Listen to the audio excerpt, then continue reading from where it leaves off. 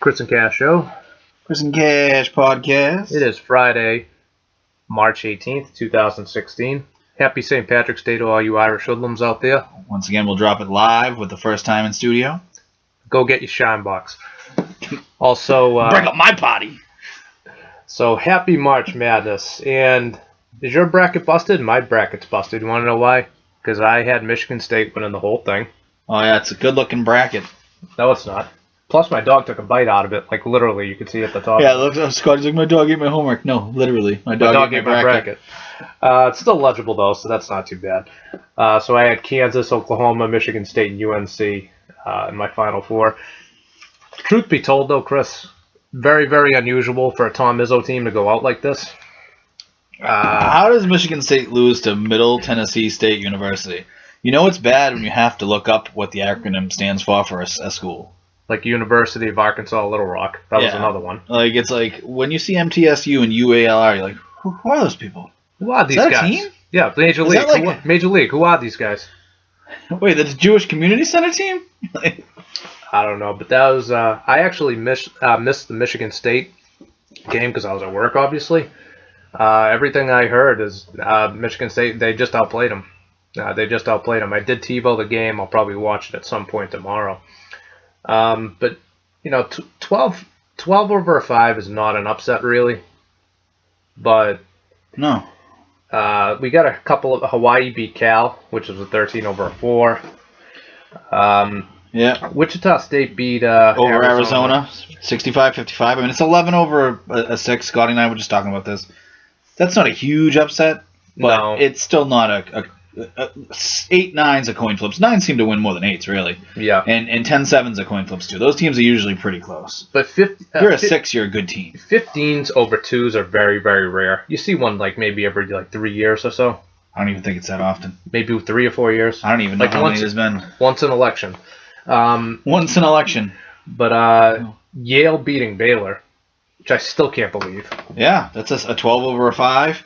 You had a Hawaii over Cal. It's a 13 over a 4. That's pretty big. Yeah, I mean, and again, we shouldn't be surprised because this is March Madness. This is what happens. This is what happens. Full disclosure, I haven't watched much of March Madness. Yesterday was my son's first St. Patrick's Day. And look at the Irish. Yay. So we took a bunch of photos of Anthony in good Irish garb, and I didn't eat a boiled dinner, though. But actually, I think I had a lot of lasagna, Italian food. Oh, we got. But I turned on a little bit of a March Madness for about 10 minutes. Flipped to a few different games. Then I just watched Rocky IV for a bit. Till Maura made me shut it off. I got to see the Russian kill Apollo. Oh, did you see? My favorite part in the movie is when Rocky's driving 150 miles an hour in the Lamborghini, and they play that song. There's no easy way out. Didn't get that. There's no shortcut home. I saw Creed this past week, by the way.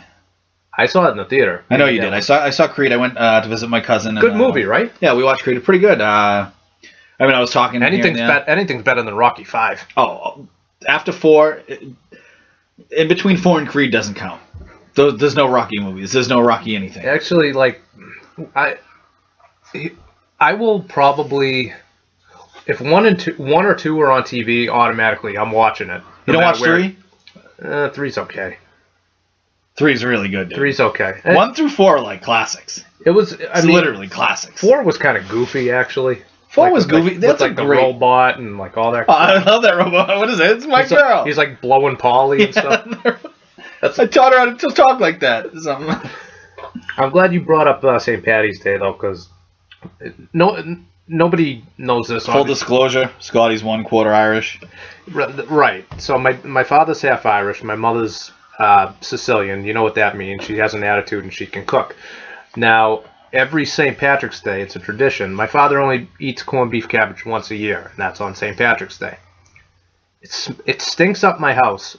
Something so bad. I don't even like boiled dinner.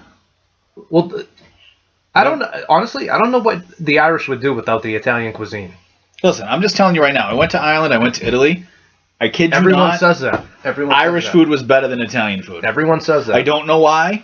I mean, it's not like Italian food was bad. It makes no sense. I had a bunch of pizza in Italy. Wasn't good. Bunch of pasta in Italy. It's all al dente. I'm not a huge fan of al dente. Al dente's all right. Yeah. That's how they like to cook it, really. I mean, I was in the middle of Italy, so you like your pasta really soft.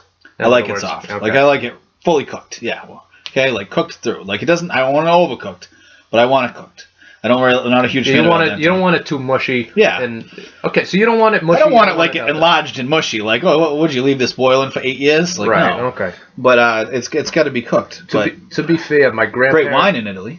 Yeah, I mean, I'm not a big wine guy. To be fair, my grandfather used to go back to Sicily and Italy all the time because I think he still had family over there. And I'll never forget, I asked what the food was like, and he said, honestly, you can go to Route 1 and go to Bertucci's, and it's better than what you can Italian-American food is better, and that's why I got in a huge fight with my cousin. You were involved. Boston food is really good. That's when I was It's in underrated. Buffalo. Yes, it's underrated. You can get basically any type of food that's Americanized in Boston that's great. Mm-hmm. Well, first of all, we have roast beefs. Yep. I don't care what anyone says. Yep. Roast beefs, Bill and Bob's, Kelly's, any of the famous whatever roast beefs around here, great. You can't get a roast beef like that anywhere else. Our meat's still good. I'm not saying it's the best meat in the world, okay? But we have really good Chinese food. Yeah. I mean, maybe New York and a few other places have better Chinese food. We have really good seafood, right? Yeah. Our seafood's awesome. If you can hear that howling, that's Scotty's dog. We have my dog's an idiot. really good Italian food. Yeah. We have actually good Mexican food. I know, I'm not saying as good as like Texas or California or Mexico, but we have really good food. Yeah. We really do. I mean, it's shocking, but come to Boston to eat. So, I think that actually started because we were in Buffalo.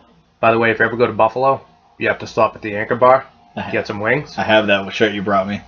Dude, it's a great shirt. Great restaurant, great bar.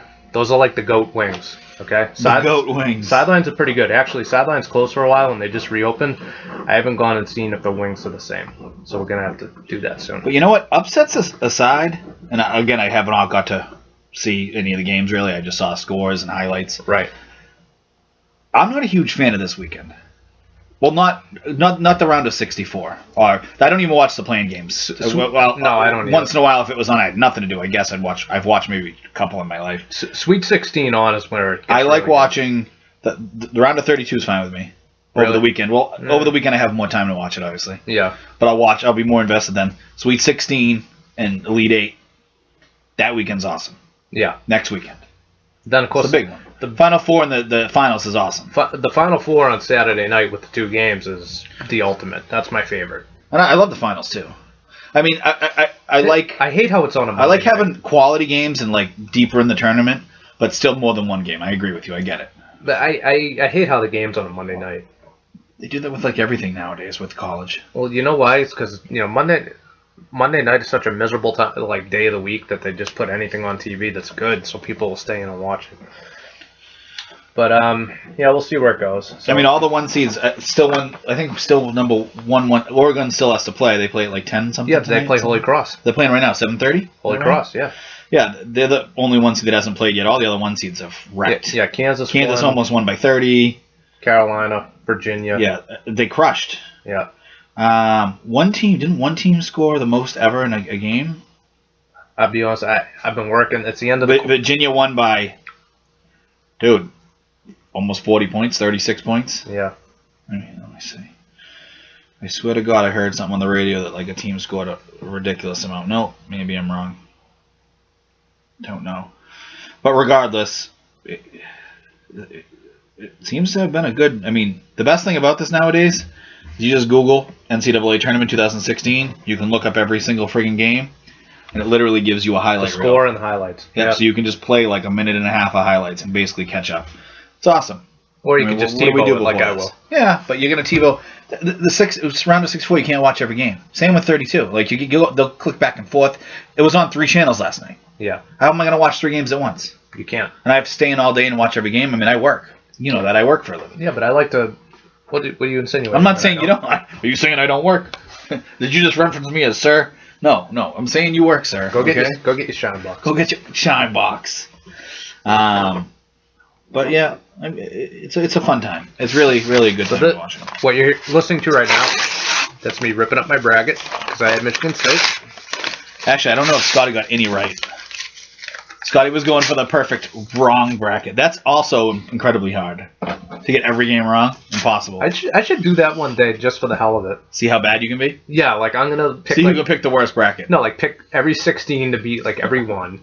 Well, that's the easy ones. And go from there. I actually, one of my brother's friends was like a compulsive liar. His name was Nick Hurley. We called him Yeast. I don't know where that nickname came from, but what do you have? A yeast infection? I think that's where it came from. Yeah, but he actually had fungus growing out of his fucking dink. I have no idea, but he actually made the outrageous claim, and he probably didn't realize how impossible it is. I don't think it's ever been done. He's like, yeah, one time I played a perfect bracket.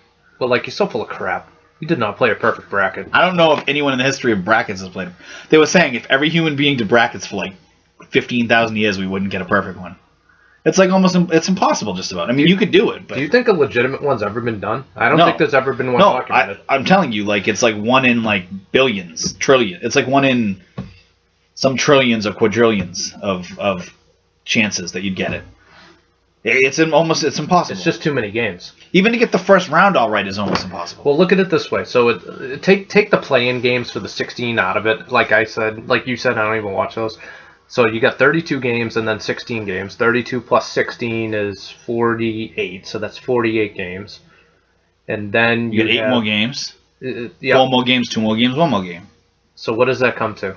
What did you have originally? 8, no, you have 32 games plus 16 is 48 plus 15 more games. 56 plus 15 more games. 56 plus 4 is 60. 61 games. I can't do math. You're the mathematician. I'm not. So you got 32 plus 16 is 48 plus 15 more games. 63 games. 63. All right. I mean, so you're gonna be 63-0 basically. If you're gonna play a perfect bracket, that's impossible. It's not even that. It's that you probably have the better odds of winning the Powerball than picking a perfect bracket. It's that you have to pick every team to advance and have the exact the odds are. I'm looking up right now. I think it is actually worse than winning Powerball. We should check on that though. I got it up here right now.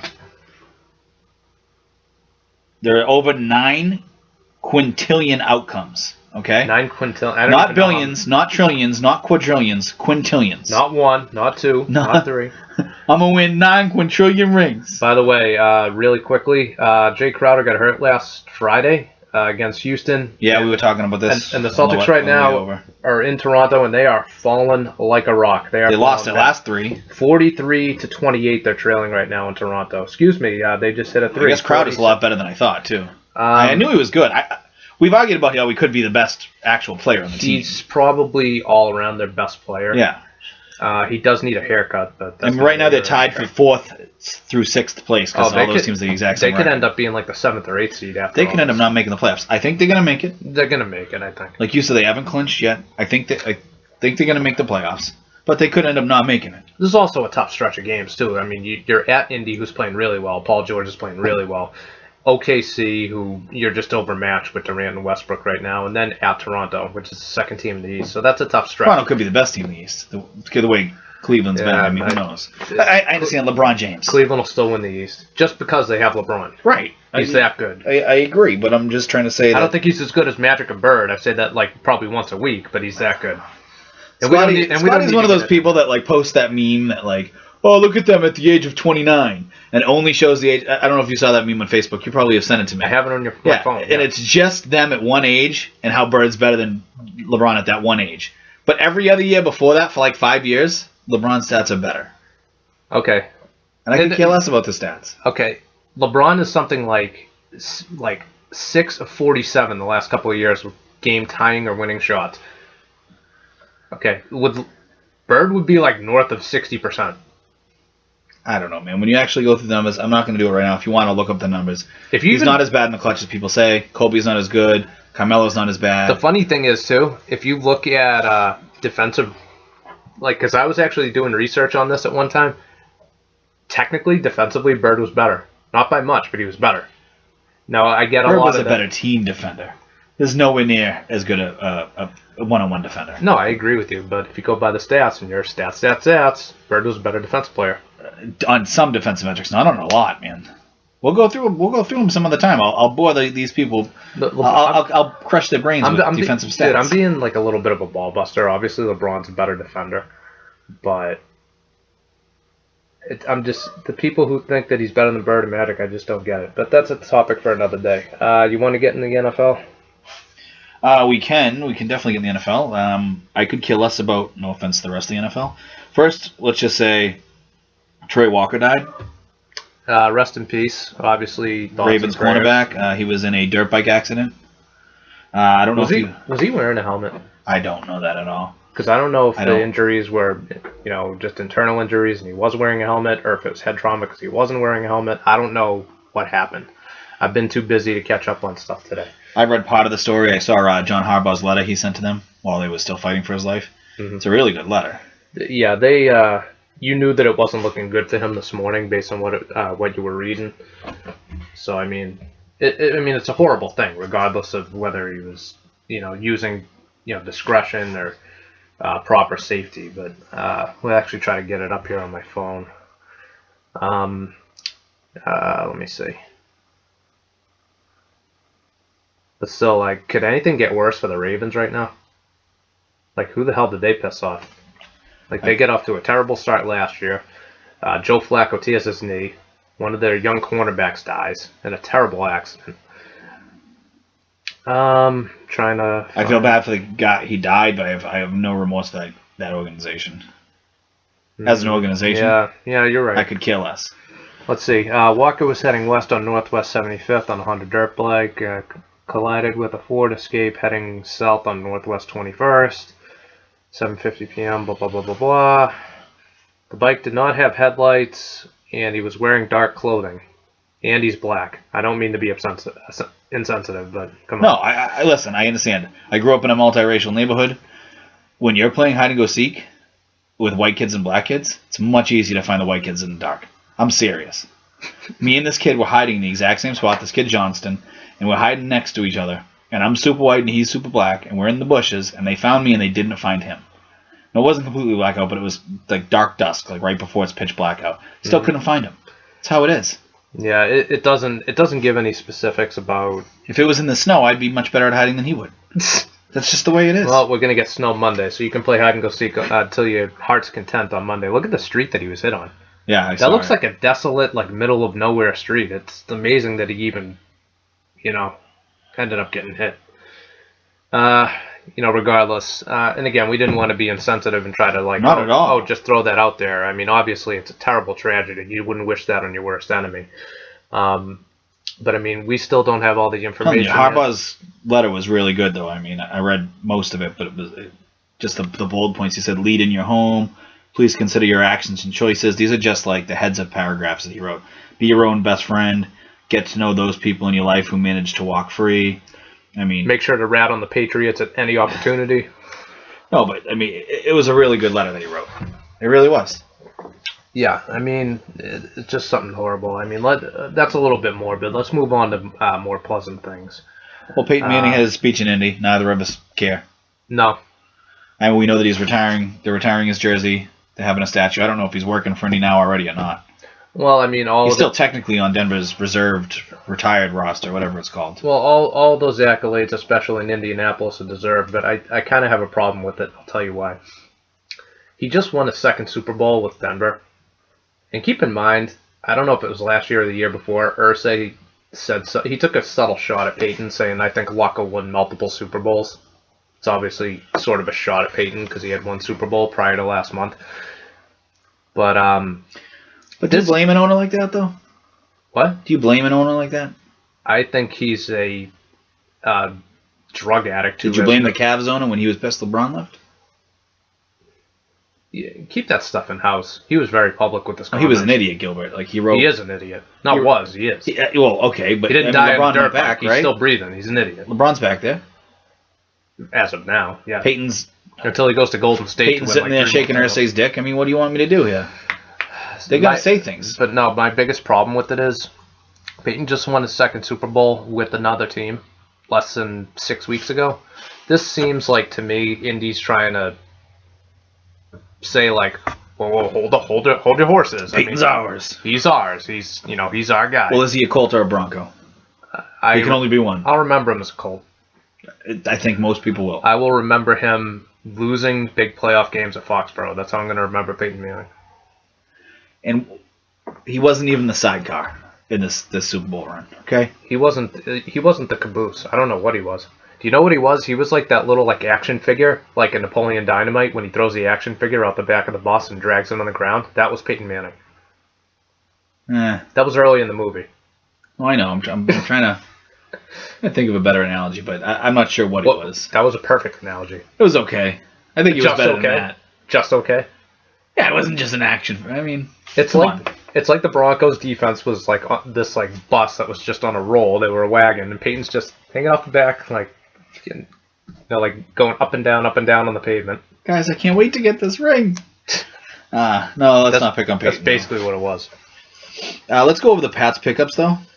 The Pats have made a lot of moves, and I'm actually really pleased. They still have $12 million in cap space, by the way. Yeah, let's start with the elephant in the room, and that's the Chandler Jones trade.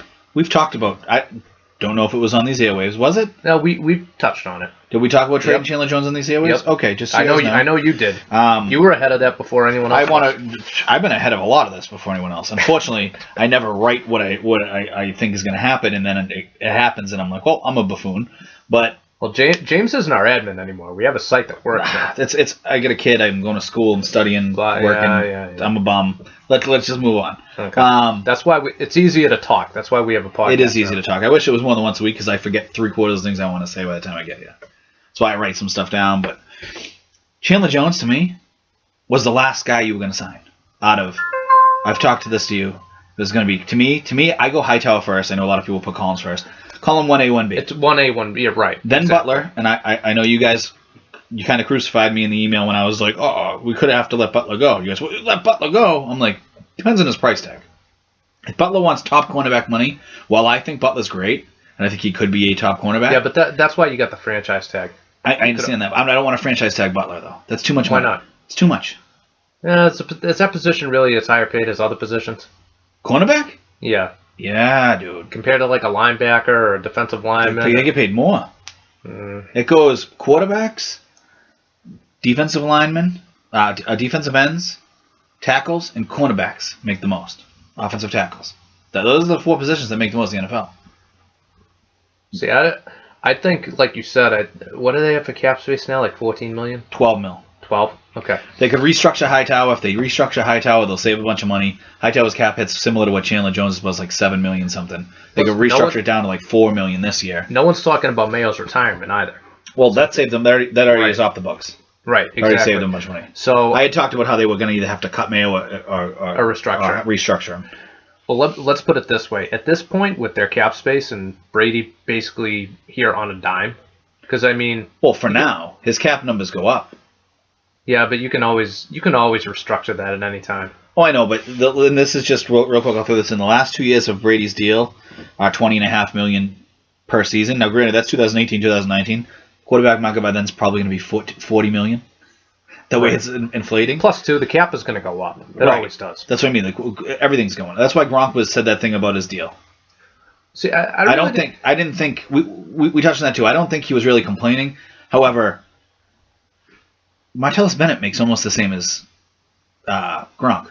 Yeah, I think Gronk's now 10th in the league in tight ends for pay per year. But I think that was overblown a little bit. I don't think that was Gronk pissing and moaning about his contract. No. I think he was lighthearted about it. I think he knows that between doing these commercials and doing other endorsements, he's not going hungry, and he knows that. Well, it's not even that. It's that listen, and people always call the Patriots cheap. They're not cheap, and I'm going to tell you why. They pay the essential guys. They paid Will Fulk. At one point, made him the highest paid nose tackle. They paid Gronkowski. Made him the highest paid tight end. They paid Mankins. They paid Hernandez. They paid Mankins, made him the highest paid guard at one point. I know he had the holdout. They paid their tackles. And let's not mistake. Marcus Cannon is way overpaid. Let's not make a mistake about this. Tom Brady is the anomaly, and he doesn't want to be the highest paid because he wants to win championships. That was Bruschi. Well, yeah, Brady too, but no, Bruschi did that too. Right. If you You know that Teddy Bruschi's probably like my favorite Patriot ever, but he's not Tom Brady. Oh, I agree. Apples talent-wise, it's not even close. Apples and bowling balls, but nobody had more heart than Bruschi. But he's got more power, more celebration. All right, our obligatory Donnie Brasco tangent, but Tom Brady never requested to be the highest paid quarterback in the NFL. You know that if that was a big deal to him, he would have been. Kraft would have. He was really close at one point too. He was up there when Vic got his extension and Peyton did at one point. But that was back in the mid-2000s. My whole point is, I have no doubt that Belichick and Kraft, if he wanted to be the highest paid quarterback in the NFL, they'd hand him a blank check. But Brady isn't wired like that. He's wired differently. He just wants to win. Well, at this point, I don't know if Belichick would. At this point. Well, earlier in his career, sure. 7 years ago? Yeah. Oh, after the 2007 season, he had all the leverage. Even Belichick wouldn't, pull a Lawyer Malloy on him. Let's not get crazy here. But no, people are upset that Chandler Jones was traded. Chandler Jones is a very good player. Okay. The problem is he disappeared at certain times. I didn't hear his name once in that AFC Championship game. He was in the backfield a lot. He was horrible against the run. He was in the backfield a lot. He didn't get sacked, but he was in the backfield. In that game or overall? In that game. If you go back and watch it, he was in the backfield. No, I was going to say, because everyone keeps saying that Chandler Jones was horrible against the run. He really wasn't. He was average. I'd say, he got pushed around a lot. He was yeah. He was a guy that, honestly, I thought Jabal Sheard played better than Chandler Jones this past year. I thought he was the best pass rusher in the Chandler Jones started the season on fire. Mm-hmm. What did he have, like 8-9 sacks at one point in the beginning first, of the season? 7 weeks, yeah. Yeah, he was a beast, and then he just tapered off. Mm-hmm. Which I mean, it's his history. That's what he does. And I don't want this to get misconstrued. I didn't. Chandler Jones is a bomb. No, I'm not trying to bash him on the way out. I'm not saying that. No, I mean he played hard here. I'm just saying that he's for a defensive end. I think he's a B+, A- guy. Chandler Jones is much easier to replace than Hightower and Collins. That's what it comes down to. Well, I think they're both better at their respective positions. Well, that too. I think Hightower and Collins are literally both. I know Chandler Jones made the Pro Bowl. Hightower did not. I can't believe Hightower didn't. Well, he missed a decent amount of time. Yeah, but Collins might be the best all-purpose linebacker in the league. And I think Hightower is a freak. Mm-hmm. He's just a freak. Hightower isn't as flashy as Collins, but he just does everything well. He can drop. He's good in coverage. I feel like he's a more explosive. He's great against the run. Better all around. Gerard Mayo. When Gerard Mayo was near his peak. I think he was better than Mayo. Well, Mayo made an all-pro team. You keep forgetting that Mayo was actually a really good, lead the league in tackles type player. I bash him, but he had a solid career. The problem with Mayo is he never made the flashy play. He never made the big play. He never caused the fumble or got the. I mean, I'm not saying he didn't get some of them, but he didn't have that penchant for big plays. Right. Hightower does, and one of the most unheralded plays from that Super Bowl when they beat Seattle. Go watch first. After the ridiculous curse catch and Pete called timeout, the first play, the run, when he basically pushed an offensive lineman out of the way on a bad shoulder, no less, and tripped up Lynch, and someone cleaned up the tackle. I think it was Ayers, at the 1 yard line. Yeah, but Hightower, I don't think it was Collins. I think it was Ayers. Hightower made the play, and he covered 3 yards in less than a second. It was incredible. And then, Malcolm Butler, he gets all the headlines, and I mean rightfully so, and the rest is history, but Hightower... That's not there if the play before... Hightower made that play. But, listen, for Chandler Jones, they got a second-round pick. What is it, the 61st, I think? Second-round pick, it doesn't matter. Well, I'm just saying, I think now they have 61, 62 of 60, 60, whatever the hell it is. By the way, what an FU to Goodell. Oh, I know. It's we can't get a first, so we'll get another second.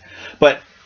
that's a really good pick for Chandler Jones. People don't understand when you trade players, especially Chandler Jones is in the last year of his deal making $7 million. I'm not saying he's not worth it. I'm saying that's a lot of money to pay, and he's going to be a free agent anyways. Yep. You're probably not going to sign the guy. He might come back. Right. So he could. I don't think we would pay him. No. To get a second-round pick, that's a really good haul. To get Jonathan Cooper on top of it, now I know people are going to sit here and tell me. He's a reclamation project. Right. But he's a low-risk, high-reward guy. They're not going to pick up his option for $13 million or whatever it is. He was the 7th pick in the draft a couple of years ago, wasn't he? He was the 7th pick in 2013. Yeah. Okay, the guy's a guard. The 7th pick in the draft, 2013. Mm-hmm. We'll get into that in a moment, too. Is he a left guard or a right guard? I think he should be able to play either. He moves around a lot. He also can play center, technically. Dante Scarnecchia loves this dude. You already have Stork and Andrews for center, so I don't think you're going to need him to play center. No. But I'm saying, what does Belichick love above all else? Versatility. Okay. There's a lot of guys on this list that we're going to talk about of pickups that are versatile. Jonathan Cooper, uber versatile as an inside interior lineman. Okay. Hey, you know what? Maybe with Scarnecchia coming back, Scarnecchia loves him. He sees something that Arizona guy broke his leg in the first season of his career. Hasn't been what they wanted him to be. Right. Okay, so you got a first round top 10 pick talent. Okay. You get a second round pick for a guy that's going to walk anyways. Now I'm not saying it's not a net loss this year, but overall I think it's a gain. See, am I wrong? We don't know what the pick's going to be, but am I wrong? Right, but if you're going to put a gun to my head and say, are they a better team with or without Jones this coming season? They're probably slightly worse, but that's what I'm saying. Not by much. They're worse. Not by much. It's a net loss for now, but it could be a net gain. How much worse are they, though? You can always find a pass rusher. He's a very good pass rusher. He's borderline elite. Yeah, but that's all he can do. Well, that's my point. And there's no guarantee he's going to show up on Sunday. Jonathan Cooper, very versatile. Okay? Really quick. Let's go. Then they signed Chris Long. Well, really quick, though. Okay. How much did the fake marijuana overdose thing right before a playoff game play into it, if at all? 20%. 20? Yeah. I think it was. Yeah, you might think it's higher. I'd say 35 40. I'll tell you right now, Chandler Jones, I like the guy. I like his swag. Okay? Him and his family, though, they're out for one thing. That's not a problem. To get paid. De Niro. That is fine. Bobby Milk. You want to get paid. You want to be the guy to get the money. I have no problem with that. And that's his right. I get that. I completely understand that. I'd never get mad at a guy wanting to get paid. These guys have a short shelf life. Their job is to get their money. Okay? Mm-hmm. Especially in the NFL. Completely understand. This dude was going to walk after this season. Because Belichick's going to want to keep Hightower and Collins. And then I think he's the fourth on the list, seriously, after Butler. So he's not going to be able to sign all those guys. Again, we let go of Darrelle Revis so we could sign at least 2 to 3 of these guys. No, that's what people miss. I said it at the time. No, and I agree with you. Yeah, no, I know. My whole problem with the Revis thing, bite the bullet and kill your cap for 1 year and try to win another one. That was my... Well, with the option year. I don't think he was ever going to play for that, though. It was a poison pill contract. For both of them, I believe. But I'm saying Belichick should have called his bluff and picked it up. Unless, like you I think Revis would have held out. I think you've insinuated this before, that there was probably a gentleman's agreement of not... That he wouldn't pick it up. And I think Revis would have held out if he did, because... Let me think about it here. I don't think he would have, and I'll tell you why. He wouldn't have gotten paid. Right, but this is the thing. Okay? He wanted to become a free agent again to make more money again. Yep. And he did. Revis is the ultimate I want to get paid guy in the NFL. Again, no problem with that. Okay? But how's Revis doing? He did not look good. He's on the downslope. And I told you that when he was on the Patriots. As a kid still the best corner. Right, as a kid that just played high school football, played a lot out back, and played in like men's leagues, okay? I can tell you, because I was a good cornerback, okay? I'm not saying I'm Darrelle Revis. But when you start to lose your speed, you start to play the game different. And he was a master technician anyways. He was already starting to play the game different. Playing off a little bit more. Correct. Mike Wallace burned the shit out of him. In the Minnesota game. Miami. In the Miami game when Revis was with us. He's still out there, by the way, Bill. Go get him. I thought he got signed by the Ravens. No. Yeah. Really? Look it up. I haven't heard anything. But my point is, I had a feeling, and I told your brother this, and that's when he thought I was crazy. He misunderstood. Right. To be fair. And I got that, because you told me. And I thought you were nuts, too. I'm like, you're really going to say he's like better? No, I said Butler is going to be better than Revis. And I didn't even say last year. I said by this year, 2016. But he was possibly better than Revis and probably was in 2015. Is that fair to say? It was close, right? Yeah, Butler had a very good year. That's because you and I watched Butler in the preseason in 2014 and said, this kid can play. He didn't really play much. I thought he should have made the team. Played well in the Super Bowl. I had no idea he was going to become what he is, which is a solid cornerback. No one can say he was going to be that good. But we both said, and I said he has a lot of potential. He has scrap. You're right. He can close the gap. When did that happen? I didn't even hear about it. A day or two ago? Let me see. I think it was 2 days ago. But telling you, Butler, for sure, has a lot of talent. This was Tuesday, by the way. Yeah, he signed on Tuesday? 2-year, $11.5 million contract with Baltimore. Oh, I thought it was 3 days ago now. Okay. So, but you got Jonathan Cooper and a second-round pick for Chandler Jones. So, versatile inside. That's a good haul, because if you asked me before that, like what we could get for Jones, I would say a second round pick maybe. No, I said I think third or fourth tops. I didn't think they'd be able to get a 2 for him because people need to realize, like you said, 1 year left, and he was getting paid a high amount. Right. In the NFL, the most important thing are draft picks because you're getting talented players and guys at value, and every team knows that. That's why the new CBA with the lower contracts with first round picks and everything, you're paying these players $1, $2, $3 million a year to be studs. Okay, a second round pick. Jamie Collins right now is getting paid nothing to be a stud. Hightower last year was getting paid nothing to be a stud. Well, Hightower was a first-round pick, and I think they got Collins second round, right? Yes. Yeah. And Chandler Jones was a first-round pick. So those guys were all getting paid nothing to be studs. He and High were in the same draft. Same round. Yeah, same exact round. Yep. They signed Chris Long. He was 2008 second pick overall. He's on the back nine, but he's still productive. Let me explain something to you, though. I was reading a good article comparing him to Charles Haley, okay? Charles Haley's great. I'm not saying exact comparison. I'm saying the career arcs. Okay, the arc was the guy's only 30. All right, he had 2 bad years in a row. Actually, he's going to be 31 shortly, in another. But he's weeks. 30 right now. All right. Okay, whatever. He's aging. Yeah, we're all aging. He's 30 in 350 days. Okay, old. So the point of this is though, he was having a really good stretch of. He had a couple years really good in a row. The last 2 years he sucked. The thing is, he hasn't played a lot the last 2 years. He's been injured. So if you add the last 2 years together, because they don't, neither one of them are a full year, they equal about a full year with about 6 sacks in the year. If he comes in this year and gives you 6 sacks, well, you still have Sheard, and you still have Ninkovich. That's a win. You're paying him minimum, right? That's a win. And he's also better against the run than Chandler Jones. That's a win. Right. 100%. So you're getting a second-round pick, Jonathan Cooper, and I know this isn't the same thing, but technically you're also signing Chris Long to replace Chandler Jones, so you're trading Chandler Jones. Like you said, you're not dropping that much. You're not. You're dropping 2%, 3%. And we don't know how good Cooper could be. Now maybe he's nothing, but maybe that second round pick turns into a player. That all matters.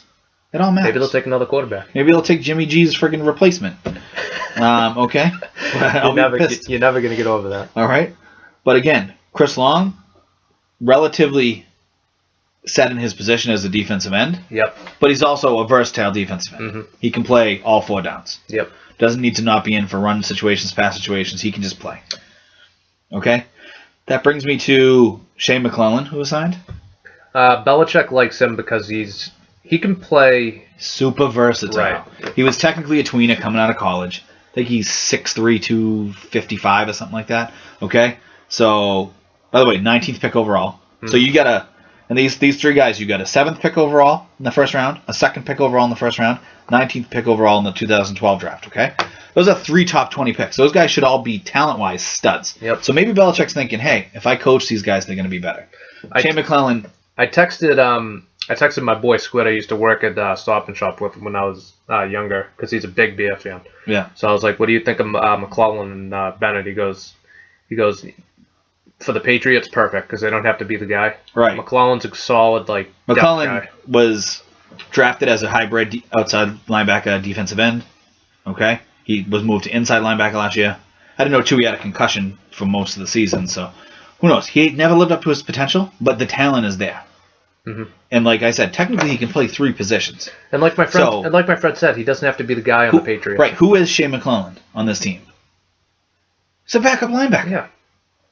That's fine. He can play a little defensive end when you need him to. So he'll fill in if someone needs him to fill in. Yeah. And he's versatile. If you stack the box, he can play. Making a 53-man roster, how is that not a win? No, it's fine. Right. So it's not a huge deal, but it's a classic Belichick move. Let's get to Then you get the Martellus Bennett trade, which it gives them.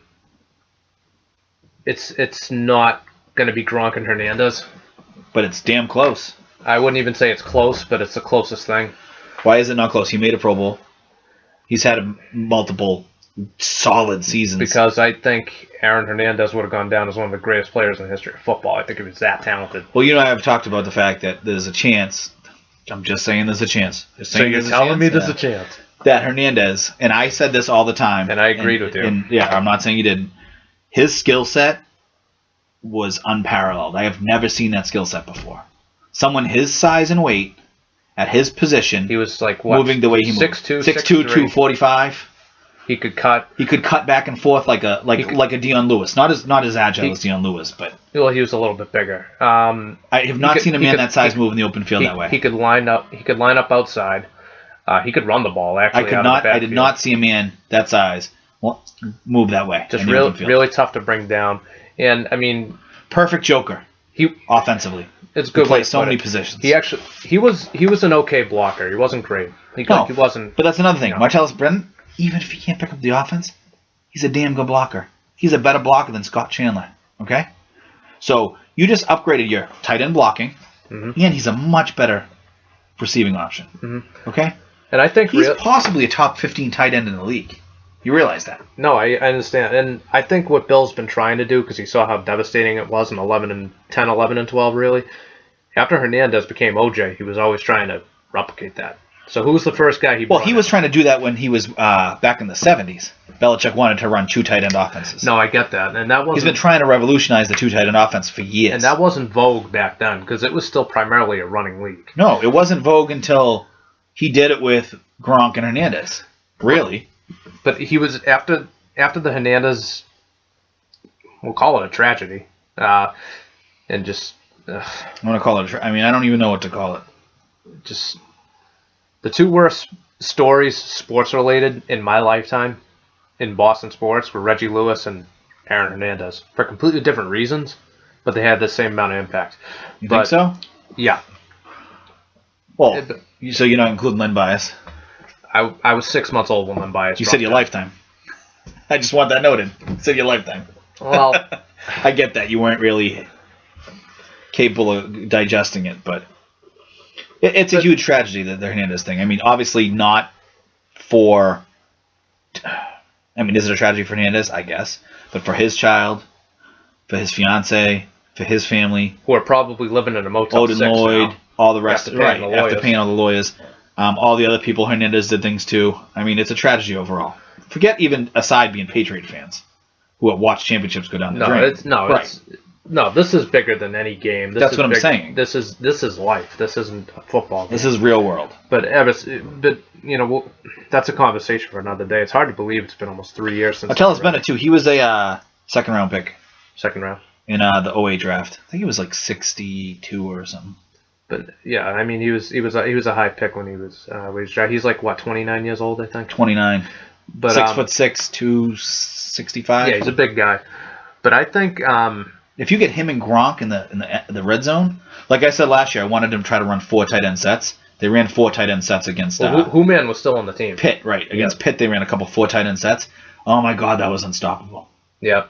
Well, down at the goal line, yeah. Yeah. Chandler almost dropped it. He almost dropped every pass that was thrown to him, which is sad because I was literally defending how he doesn't drop a lot of balls. Like people say he does. I thought he was going to be a weapon. I really did. He should have been with his size and everything, but he was soft. He got in his head. He just never played well.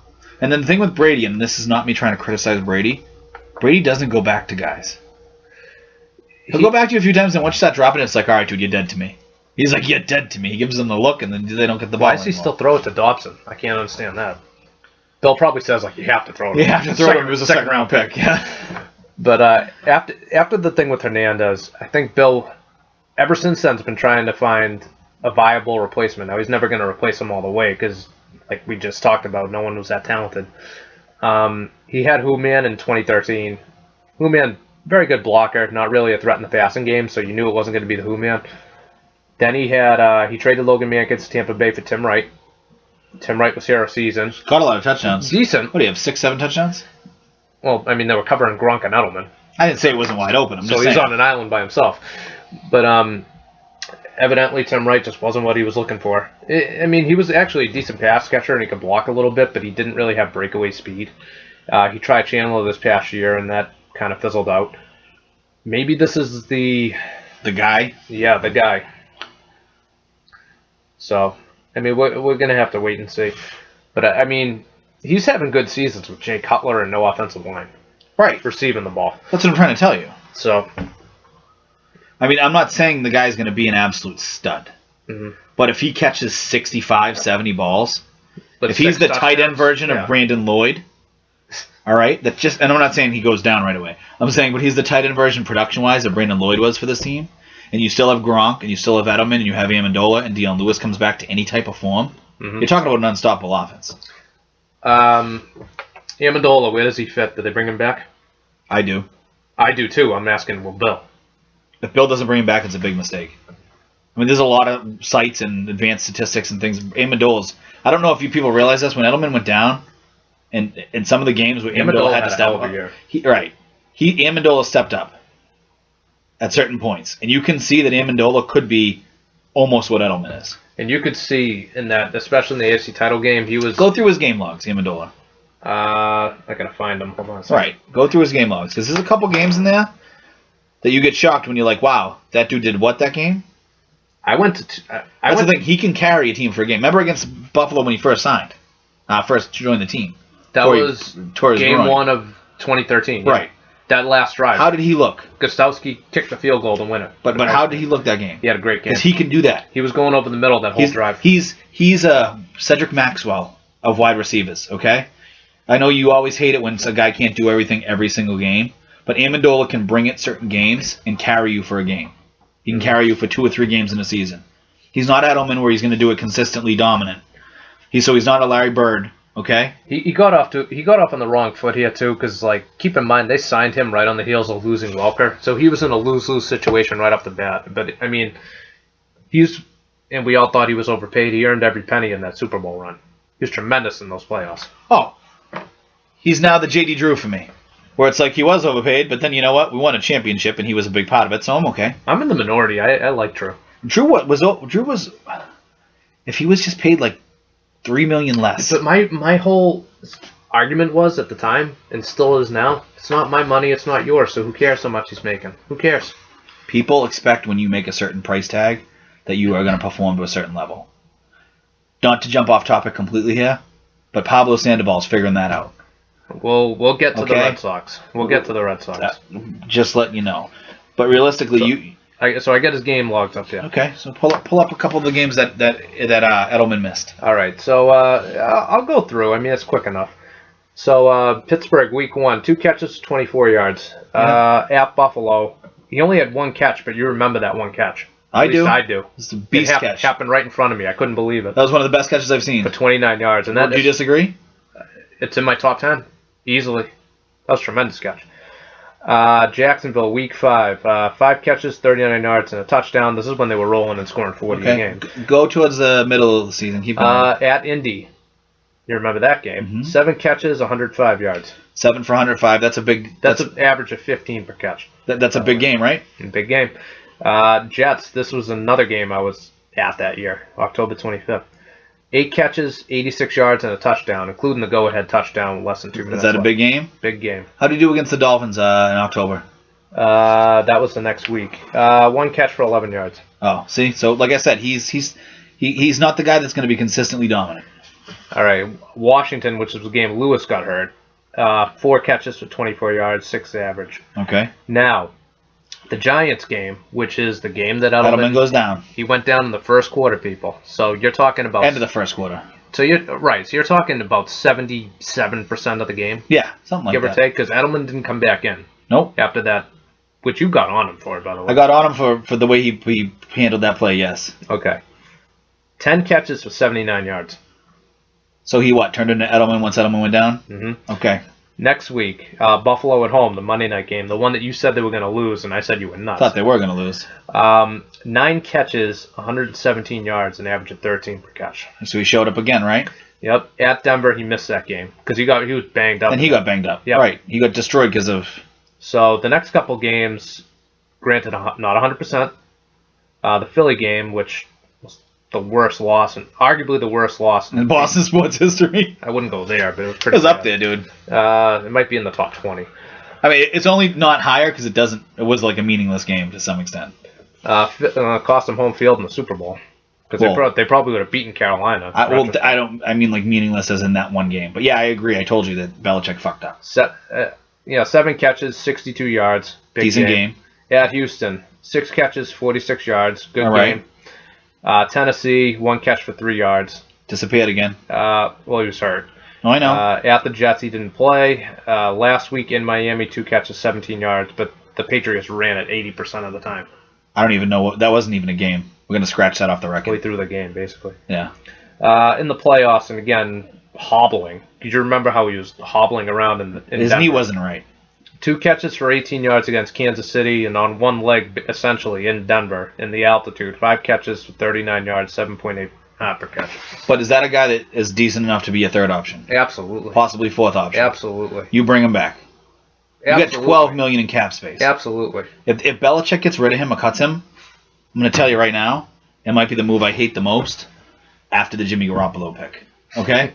Because there's no reason. Amendola is a 80 to 85% Edelman replacement when he's not there, and he fits in great because he's slightly a different player than Edelman.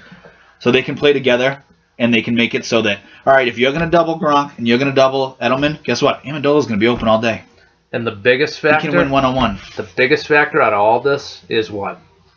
Brady likes him. He has Tom Brady's trust. Correct. Exactly. Tom Brady trusts that guy in that Buffalo catch, that catch in the Super Bowl for the touchdown. Mm-hmm. There's plays he throws to Edelman, Amendola, that he wouldn't throw to a lot of other receivers. That's huge for when you're playing. When you're coaching Tom Brady, you have to realize Tom Brady doesn't trust every receiver. He doesn't throw that pass to Chad Jackson. Now, I don't know if he thinks that Keyshawn Martin's going to take his place. And I like Martin a lot. But I think he's a different type of receiver, too. Yeah, and I think Amendola has better hands. Oh, Amendola, I don't think at one point he had 0 drops for the season.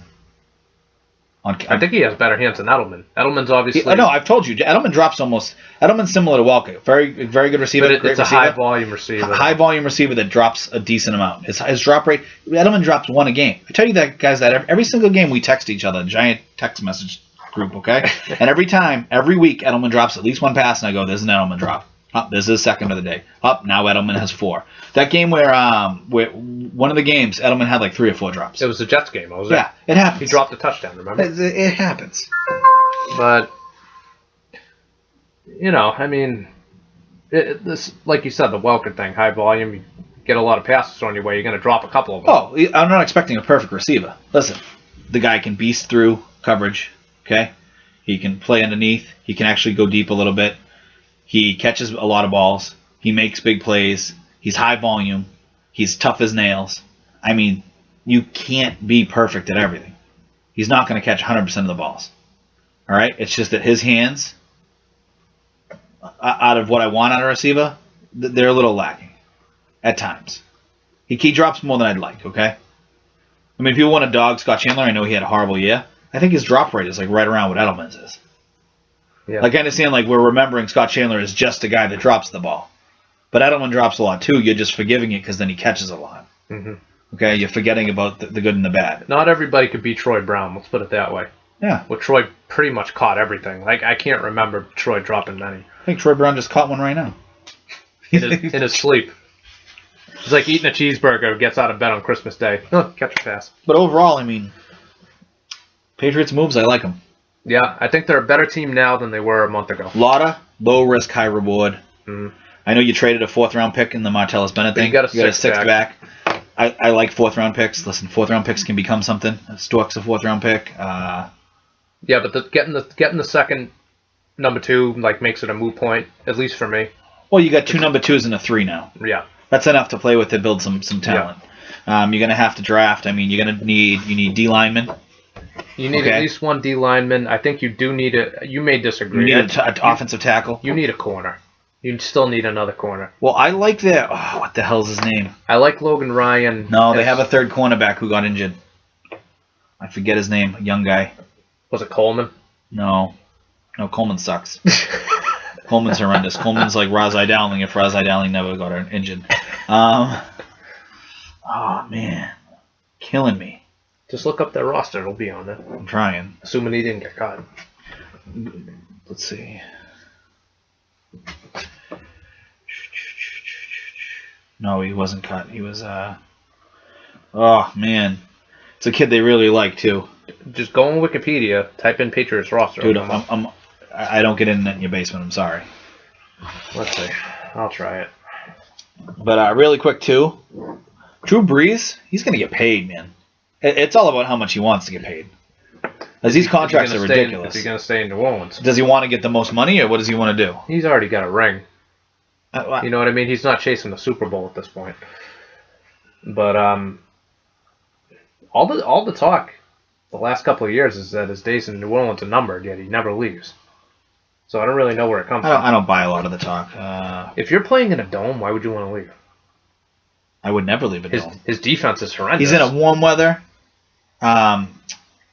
division. I've never been to New Orleans. But he's in a warm weather division, and he plays in a dome. Why would he want to leave? I don't know. The same thing that Peyton had. If you're playing in a dome in the AFC, the NFC South, you don't leave as a quarterback. You stay.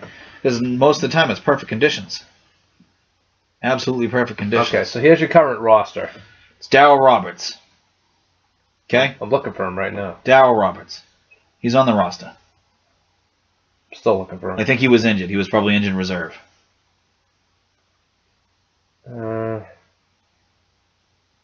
Darryl, I don't know. I can't find. I'm telling you, it's Darryl Roberts. I don't think this has been updated because they still have Brian Timms on the team. So I don't even think it's up to date.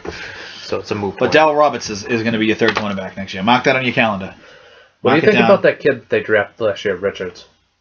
Because they just cut Tavon Wilson. So well, to me, he's similar to Tavon Wilson. He's an overreach for Belichick. It's a guy that Belichick likes for certain reasons. No one's going to understand about Belichick. He went to Stanford. He's smart. He knows calculus. Yeah. I don't know. What's the over and under on Rutgers, guys, this draft coming up?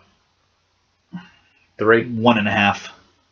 Nah, like 2.5? Well, they don't have a ton of picks. You got to remember that. So 1.5? You think you could take 2 Rutgers guys? Yeah. Would you take the over on that? I'd take the under. Dude, there'll be at least one. There's always one. See? He was placed in the IR last year. Darryl Roberts. Telling you, he's going to be their third cornerback. That's good. When he's getting mark it down. When he's getting torched by Brandon Marshall and Sammy Watkins, I'm just going to be like, "There's your boy. There's your boy Darryl Roberts, third cornerback." Listen, I'm just telling you, have cornerback. I mean, Logan Ryan's a good cornerback. This is what I was telling you too. If I can pay Logan Ryan half of what I can pay Malcolm Butler at the end of this current year to stay, I'd do it. Because the difference is not that much. At the end of the year, for a bit, I even thought Logan Ryan was playing better than Butler. Butler was more consistent and good throughout the year. But Logan Ryan, at parts of the end of the season, I thought was better. He got better as the year went on. I'm not saying he's perfect. I'm saying I thought he was better. All right? Nice little tiny tidbit, too. Steve Belichick was promoted to safeties coach. Pretty soon it will be Bill with his son as the assistant head coach when Scarnecchia dies or retires again. Which, I don't know. Do you think the players respect him? Respect Steve? His kid, yeah. Like, you never played a day in the NFL. I'm going to listen to you. Bill didn't play a day in the NFL. Oh, he's been in the NFL for 40 years. His kid played sports. I mean, do they respect Matt Patricia? I don't know. They respect Josh McDaniels? The dude looks like a little dink. I mean, I understand he played to some extent. I mean, these guys had some experience with football, but like it's like, how does a coach earn your respect? A coach, does he have to be a good player to earn your respect? I don't know. If they don't, Bill's going to take them aside and say, you better respect him or you're off the team. So that's kind of how it works. But well, I don't think his kid's going to go anywhere unless his kid's terrible at his job. Yeah. But I think if Bill had to, he'd fire his kid. I think Bill would fire his mother. That's right. a good thing about it. So I don't think if his kid's lacking, but the kid just got promoted, so obviously he's doing something right. Yep. And Belichick isn't the guy to have. I mean, I think do they currently still have no NFL players on their roster, on their coaching roster? I have no idea. Well, Pepper's not there anymore. So the Patriots became, when Pepper left, the only NFL team, I believe, to have no NFL players on their actual coaching staff. Okay? Belichick doesn't care. Belichick wants the best guy to coach what he wants him to do. Mm-hmm. It's also why he breeds his own coaches, keeps everything in-house, doesn't go out and hire some fucking guy that he doesn't know if he's going to run the offense correctly. Yeah. It is what it is. Get back to the NBA real quick. Warriors and Spurs tomorrow night. I'm pumped about that. I was just about to say that. Now, 2 of these games are going to be in San Antonio because they're going to play 3 games together. Okay? The Warriors are on pace right now, 75 wins. And San Antonio's on pace for 70. That's nuts. 61-6 for the Warriors, 58-10 for San Antonio. It's insane. Yeah, I'll be tuning in tomorrow night to watch that. Oh, that's must-watch TV. I'll be watching. For a sports fan. Yeah, that'll probably in the Bay in San Antonio. Forget it. You're probably talking about that'll probably do like a 14 or a 15 tomorrow. I'd be surprised if it was more than that. As crazy as that sounds. It might do, because Boston is like the quintessential basketball town. So like I think that even in Boston it'll do well, like a 7 or an 8. I'm gonna watch it. Nationwide it'll do well. Any other year, San Antonio, you're talking about San Antonio beating the Bulls record. And no one's talking about the Spurs. Spurs are kind of like laying in the weeds, which I suspect is just how they want it. I don't know. The Spurs could theoretically tie the Bulls record. They're not going to. They're going to lose a game here. They're playing the Warriors 3 times. I mean, well, they already have the 10 losses, so they'd have to win out. Right. They're not going to sweep the Warriors these 3 games. No. I think it's safe to say. Plus, if Popovich knows he's going to be the second best record, I don't. He's going to start resting guys. I mean, LaMarcus Aldridge might take a coma. You know what I mean? Like, we don't know. Aldridge, by the way, has been playing incredible recently. Yeah, I mean, his splits he was like averaging like 19, 20 in the beginning of the season. Now he's up to averaging like 25 a game again this month. Yeah, and I mean, Tim Duncan's kind of taken a backseat to him as the guy, which I mean, Tim Duncan's, but he's still got a lot in the tank, dude. He has separated himself from KG the last 4 or 5 years. Before that, even though Duncan had many more rings, it was close. Okay, he has completely separated himself. Yeah, KG is after that knee injury. KG's done. Yeah, it's horrible to even watch him. He's a shell. He's like Peyton Manning was this past year. I'm like, KG, why are you playing, dude? Like, I know Peyton just won a Super Bowl, but Peyton Manning had no reason and no. He was Napoleon Dynamite action figure. That's what he was. He should not have been playing in the NFL this past season. It was by name and name alone that he played and started on that team. Yep. It's absurd. That's why I'm glad Brock left. I know we talked about that last week. Yep. But if I'm Brock, I'm like, dude, you just sat me for a guy I'm much better than. We won a Super Bowl. I'm out. Mm-hmm. Like, you just took a Super Bowl ring away from me, basically. Mm-hmm. That's what they did. I know he gets his ring and stuff. He gets his ring as the backup. Just so you could have the guy go out. So it's almost like it doesn't even count. Right. That's the perception. It's like no one says Bledsoe has a ring. You do, but no one else says Bledsoe has a ring. No, I say Drew Bledsoe doesn't have half a ring. That's not how that works. No, I say that I give Drew credit for the ring because he played decent in the AFC Championship game and they won. All right, I give Osweiler credit for the ring because he got Peyton the number 1 seed. That's fine. That's not how it works. That's how it works. That's not how any of this works. All right. If you go on Drew's Wikipedia page, it's going to say world champion in 2001 in parentheses. Ah, God. Still, I just want to talk about. We've talked about this a lot. How insane Curry is. Mm-hmm. Before the season, no one had broken 300 threes as a plateau. Okay? Not even Ray Allen or Reggie Miller or those guys. Curry broke his own record of 280 something threes this year already. He's already at 330. He could make 400 quite easily. It doesn't matter if he plays. It depends if he plays all the games. But he might be playing all the games because they might be going for a crazy record. Correct? Yeah. This is like 16-0 for the Warriors. Correct? They're gonna go for the record. I think they're gonna get it. And I think once they hit 73, I think they'll start resting guys. Because you don't want to win 75 if you can. If you turn it up and you get. I mean, because what happens if at some point someone wins 74? I know everyone thinks, that can't happen. Well, would you have ever predicted a team like the Warriors was going to be able to win this many games? They won 67 last year. Right, but did you really think that they were going to suddenly win 75? No, I don't think anyone... Or 73? No. I think... it's incomprehensible. Just because it's... And again, a lot of it is just so many damn teams in the league. And when there's so many teams in the league, it's a weaker league. I know that you and I fight like cats and dogs on this point. So the NHL is a weaker league? They should go back to like 16 teams. They should go back to the original 6. Yeah. That'd be awesome. The original 6. Every team's just stacked. Basketball, football. I mean, football could cut a quarter of the teams. I've said this before. The NBA has 30 teams, right? Yeah. Cut 6 teams. 12 teams per conference. That means there's only 8 teams in the lottery every year. Makes it fair and most balanced for everybody. First of all, you know how I feel about the lottery. Get rid of the lottery. We'll do that when we have the draft talk coming up. All right. Let's talk about. Let's go through. Look, every sport you could cut down the amount of teams in the league. Okay. You know what? In tennis, I'm going to cut down the rounds in Wimbledon because I don't care about the 64th ranked guy. Let's talk about 6 teams realistically that shouldn't be in the NBA. The NCAA tournament, I talk about it all the time. Before you know it's going to be 128 teams. Okay? Cut it down to 32. Check this out. This is my theory about how to make... I mean, there's certain things... This is my Donald Trump. I'll make the NBA great again. Okay? Oh, God. I have the best words. That was a ridiculous quote. I know. Like, his quote was like, I have really good words. I have the best words. It made me it made me stupid to listen to this guy tried to tell me how smart he is, and then his best words are, I have the best words. I'm like, wait a minute. I use that all the time now, by the way. It's like Tiger Blood or, I got Adonis DNA. All right, let's... Winning. All right, that's Charlie Sheen. I was doing Charlie Sheen. I got Tiger Blood. Adonis DNA. All right, so there's 30 teams in the NBA right now. Let's see if we can mutually agree on 6 teams that shouldn't be in the league. Just all right. Humor me. Just to be fun, we're going to get rid of the Grizzlies. Well, that we're going to be one of my teams. Why should Memphis have a team? OKC. New Orleans and the Hornets have to decide. OKC shouldn't have a team. You just don't like it that they stole the team from Seattle. Well, that's part of it. Well, yeah, no, that's all of it for you. OKC's fine. It's Oklahoma. You got like they crack that place out every day.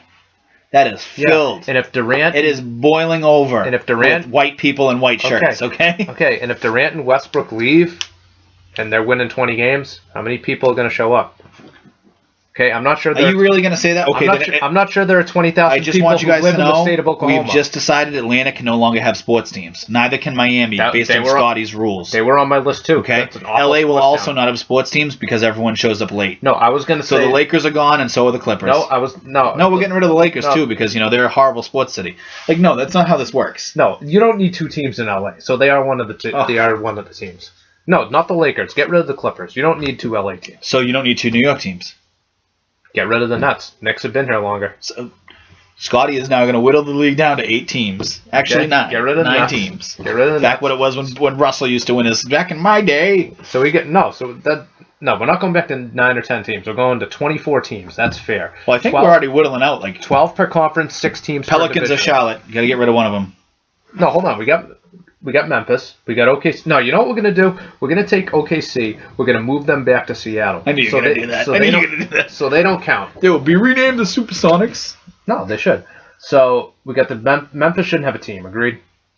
Well, out of all the teams, yeah. Atlanta shouldn't have a team.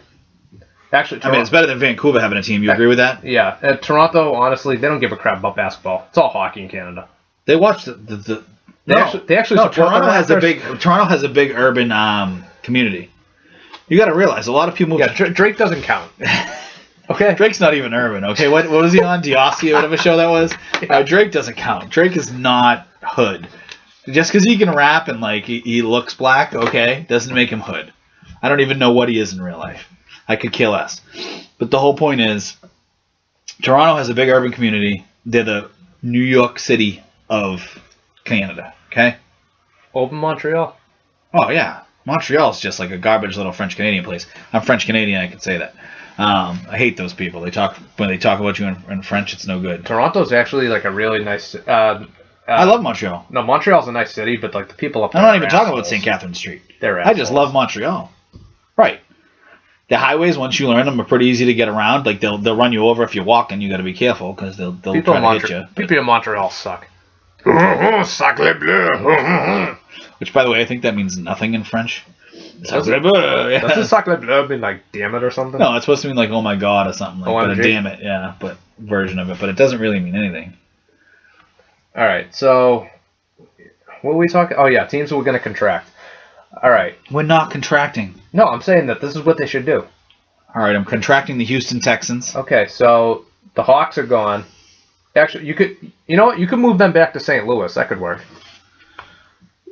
He just did a face bomb. We're not contracting the league. We don't need 2 LA teams. We don't need the Heat. Get rid of them. We don't need OKC. Orlando Magic. Yeah, we don't. Orlando, we don't need them. So write them down. I'm telling you, you're getting rid of like 30 teams. Scotty's like, you need the Celtics, the Lakers, the Philadelphia 76ers, and the Knicks. And then you have those 4 teams play for a championship. Why are you talking like that? Because that's what you... Actually, you can't do this. Actually, I'm pretty sure the Sixers at this point aren't even an NBA team, so just get rid of them. I want to treat you like Paulie's robot now. I'm like, go get me a beer. Oh, man. Was there a bigger loser in the history of cinema than Paulie, but he was awesome? No, Paulie's probably... Well, I'm trying to think. Was there one in Goodfellas? A bigger loser? Yeah. What about in Bronx Tale? Frankie Coffee Cake. Yeah. Eddie Mush. Yeah, there were a couple. Is Mush as big a loser? That's got to be close, right? Pulp Fiction. Is there any losers in Pulp Fiction? I don't know. JoJo got. I mean, what if you're the little guy? What is it? The Gimp. It Pulp doesn't. Fiction. Sonny is would the Gimp a loser? Sonny would just throw him in the bathroom. So the Gimp's a loser. All right, so let's forget it. Let's get back to Golden State and San Antonio. That's the title right there when they play in the Western Conference Finals. Right. So 2 of those games are in San Antonio. And one's in Golden State. Both of those teams are still undefeated at home. Golden State just set the record for most home wins in a row. It's at like 50 or 45 now. I think it's 45 now. I think it's more probable that Golden State gets the undefeated at home than San Antonio does. Well, they only play San Antonio once at home too. So. Well, what I was going to say was, that once Popovich knows he's locked into the 2 seed, he's going to start resting guys. They'll probably drop a game or 2 at home. Golden State's going for the 73 wins, and they're probably going for undefeated at home. Sorry, 86 Celtics, but that So if they win 74 games, undefeated at home, Curry hits 400 threes, they breeze to another title, beating the Spurs. Would you call them the greatest team ever? No, I would put them in. I would have to put them in the top 5. So they're in the conversation with the 86ers, 67 Philadelphia. I think. What, you want to say the 91-2 Bulls? Even if this Golden State team with 74 games goes undefeated at home and wins the title, I'm not sure they beat the 96 Bulls. You don't even think that's the best Bulls team? No, I think the 92 Bulls team was the best team. Right, the 91-92. So I'm not sure that. Actually, depending on the rules, I don't think that this team beats the 89 Pistons. I don't think they beat the 87 Lakers. Why? You think Isaiah's just going to get to punch Curry repeatedly? And they're not going to call fouls? If it's go back to that again? If it's by 1989 rules, and no, I don't think they beat the Pistons. Because I think the Pistons would just knock them on their ass and they weren't going to call anything, especially in a playoff game. I don't know. You act like the 80s basketball was rugby. It was. I'm not saying it wasn't different style. It was not rugby. Yeah, it was. You're like, and then the guy comes up with his then he DDTs him and hits him with the chair, and they don't call a foul, and they lay it up on the other side. I'm like, that's not how it happens, Scotty. That's really not what happens. It's not that far off, really. Dude, go back and watch some of the classics. Well, it's a little bit more physical, and they let a little bit more slide. Go watch. I have a homework assignment for you. So you don't think that the Detroit Pistons of 03-04 would have been able to compete in the 80s? Hand checking still allowed? Hand checking still allowed. That Detroit Pistons team manhandled everybody. They could. Ben Wallace basically punched people in the throat. Well, you know what the thing is? I think that's part of the reason there's no hand checking now, and it's such an offensive explosion because of that Pistons team. I think the late '90s Spurs too. Late '90s, early 2000s Spurs. Great defensive teams. The Pat Riley Knicks too in the '90s. They started to slow. Well, that's what I tell you. The defense actually got better, even though I know that you're like, oh, no one plays defense. Listen, not everyone's James Harden and Rajon Rondo, okay? I'm saying a lot of people are during the regular season. Again, just like you could contract teams, you could cut every schedule down, except for the NFL. NFL, if it touches their schedule, the commissioner of the time should be shot. Right away.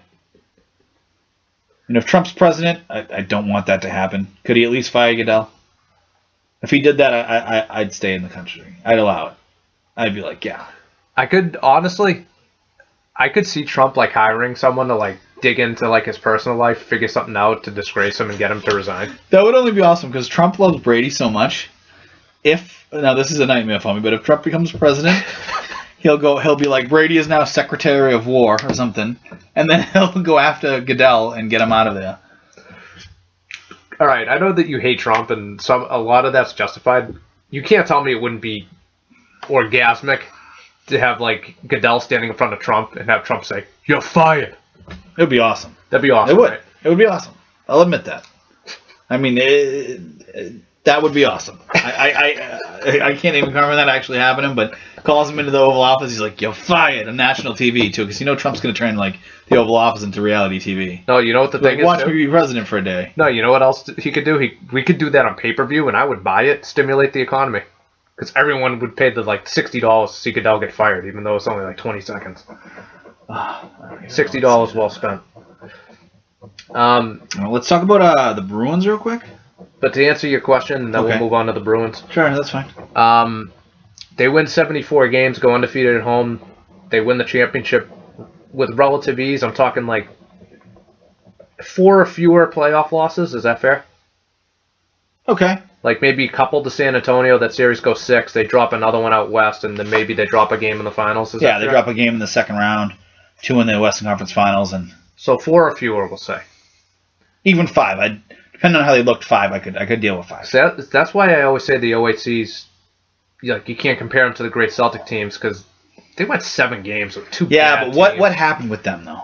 They got cold at the wrong time. They started off the playoffs pretty poor. The first 2 series. They were terrible.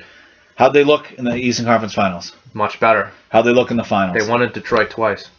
How'd they look in the finals? They got their groove back. Okay, they got consistently better. So if they then suddenly transported into this magical hypothetical where they then play one of the greatest teams of all time, maybe they get even better. Okay? Because they're not playing the 86 Celtics in the first round. They're meeting them in the finals after the finals. Okay? You got to remember that. The best matchup that those 2 teams have played would be the Kevins.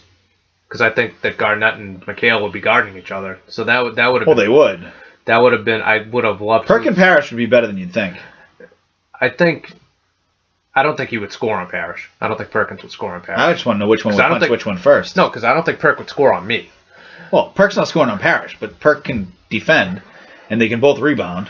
And Perk was a lot more salty than he gets credit for, and Parrish wasn't going to take any shit either. I actually, that fascinates me, the McHale Garnett matchup, because I would have loved to have seen basically still sort of at the end of prime, but in the prime Garnett guarding and in your prime McHale on the block.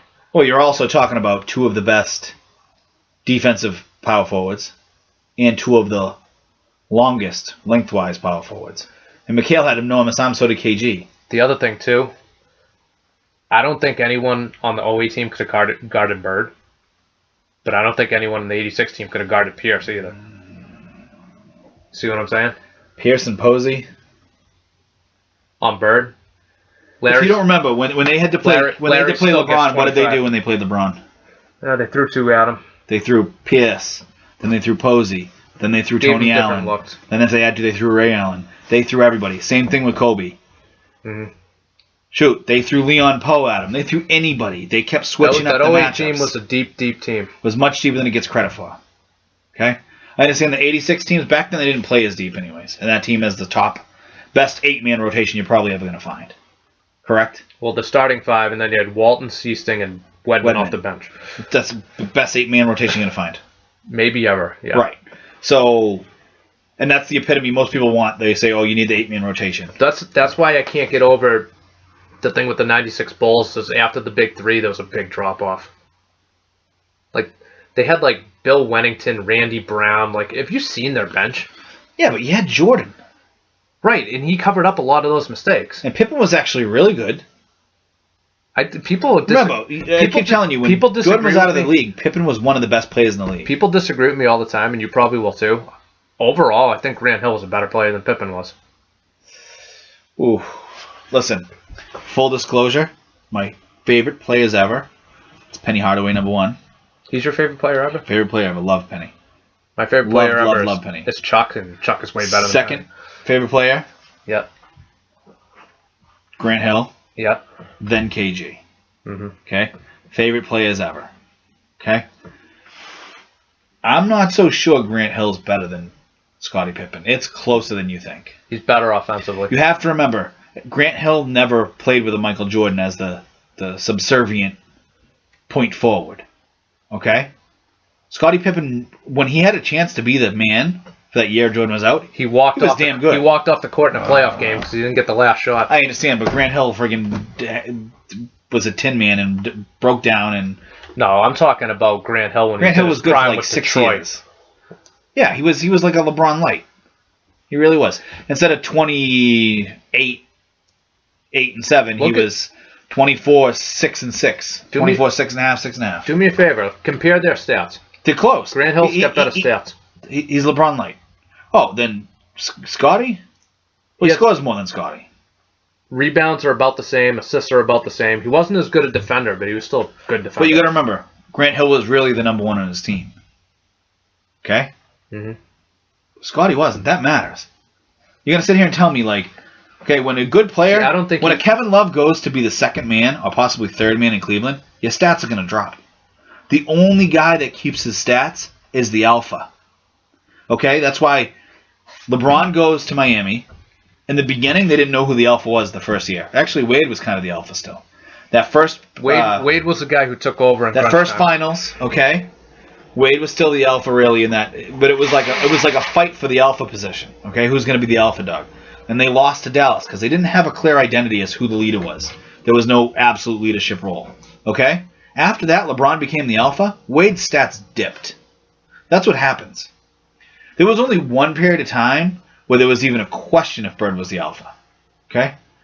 And that was when McHale had his great season. In '87. Correct. But even then, Bird was still the alpha. Bird was still... McHale's on record. It was still Larry's team. He was still our guy. Right. So you always need the alpha to be the alpha. That's a problem with OKC, you know. And that's why... I want to talk about this, and I forgot. And I'm glad we just brought it up. They got two alphas. KD, okay, Durant, could come to Boston. And I'll tell you why. Listen, I'm not going to sit here and tell you it's all shits and giggles. All right? I'm not puppy dogs and lollipops. No, I'm good. I'm not guaranteeing it's going to happen. I'm going to let Chris say his piece. Go ahead. I'm not even telling you it's more likely than not. More probable than not. It's not Hillary Clinton getting elected. It's more probable than not that Kevin Durant is generally aware that Danny Ainge wants him. Yes, and has talked to his mother years ago. Probably talking to her right now. Probably banging. I don't know what's going on. It's none of my business. Like, well, he is a Mormon, so he can have multiple wives. I don't know what they do in his personal life. He has to drink like orange soda, but like. If we could interview Danny Ainge, I'd be like, "So you're banging Kevin Durant's mom? Are you Delonte Weston it?" No comment. By the way, Danny, thank you for sticking to your guns at the trading deadline and not overreacting. I think it's going to pay off. No, right. This is the thing. You got a decent roster. Decent. I'm not saying you No, I'm saying he was getting pressure from his own owner, and he didn't. Okay, you got Isaiah Thomas. Okay. You got Crowder. Okay. Trying to think of who else you really got on this team. Exactly. Evan Turner. I like Evan Turner. He's unrestricted this summer, so you might lose him. Avery Bradley's okay. I'm not a huge Bradley guy, but he's all right. All right. You could probably keep those four guys. Okay? I'm not saying everyone else is just going to go because you don't got a roster like that, but a lot of them are signed long-term anyways. But then you sign Horford, okay? Because there's big buzz that he's probably going to come to Boston or has a high probability of coming to Boston. Yep. Because he's going to look for a max contract. They'll be able to afford him. They might pay him max contract. Okay? And you still got all these lottery picks and all these extra picks. Yep. All right? I don't think players care about lottery picks, but... Just hear me out. Okay. Okay? All right. Kevin Durant sees this and he says, all right, I go to Boston. Now I'm on top of it's me, Horford, Isaiah Thomas, Crowder, Evan Turner, and Bradley. Mm-hmm. That's a pretty good six-man rotation right there. Not including whoever else is still on the team. You get to the finals and then anything could happen. I know what you're saying. That team can easily win the East. They win the East, they get to the finals, Steph Curry dies and Klay Thompson rolls his ankle, you might... Now they'll do a sign and trade for KD, so they'll probably kick friggin... No, they won't. He'll sign outright. There won't be a sign and trade. No, because you'll lose money. Yeah, but who on OKC? Who's OKC going to want on our team? It doesn't matter. When it's a sign and trade, they know that they're gonna lose him regardless. They'll get friggin... So they'll take anything? Yeah. Then take Olynyk, for God's sake. They'll take a pick, they'll take Olynyk, they'll take Jared Sullinger and some other bum. Well, who do you want to get rid of? Like, if the guy wants to go somewhere, he's going to go. And you'll probably get a first-round pick, maybe 2 first-round picks. Again, it'll probably be our first-round picks, okay? Not maybe one of the other protected ones that's never going to be... You might have to part with at least one Brooklyn pick. Maybe. But you don't necessarily have Kevin to. Durant, you do it. But you don't even necessarily have to for a sign and trade. Because a sign and trade, the guy's like, I'm going here. So I want you to sign me because the home team can always pay more money, which is how the NBA works. Mm-hmm. But the guy still forces his way out. Holy crap. I'm still listening to you. Grant Hill's full name is Grant Henry Hill. That's you didn't know that? That is freaking awesome. Because I'm looking up his stats to prove he was better than Pippen, and it's like Henry Hill. I'm like, what? Roger. Sounds like a baseball player. Why are you picking on Michael? He doesn't listen to this podcast, so it doesn't matter. I'm a little hurt by that, by the way. I thought Mikey would support us and listen. He doesn't listen to sports. I know. I can't even get my wife to listen. She hates sports. She was like, by the way, she emailed me today from her phone. She's like, by the way, Ravens player died. Something you can talk about when you talk sports. I'm like, I already knew that he died. Thanks. That sounds like something your wife would say. Yeah, she's like, I know sports. No, that's a Muna. I know. Scott, you don't have to write all this down.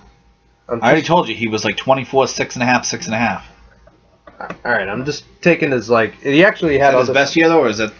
That's his best scoring year. I wrote his best scoring year. Right. Down. We're not just looking at his best. But I was going to write down his best rebounding and assist year, and then compare them like that. Okay, but his other years, okay, 21, 9 and 7, Beast. 21, almost 8 and 7, Beast. 21, 7 and 6, Beast. 25, 6 and 5, Beast.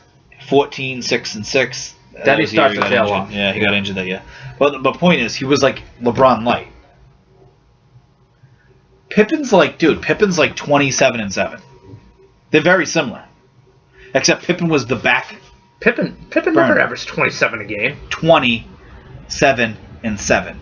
Yeah, but Pippen was usually right around 16, 17, 18 a game. He made 20.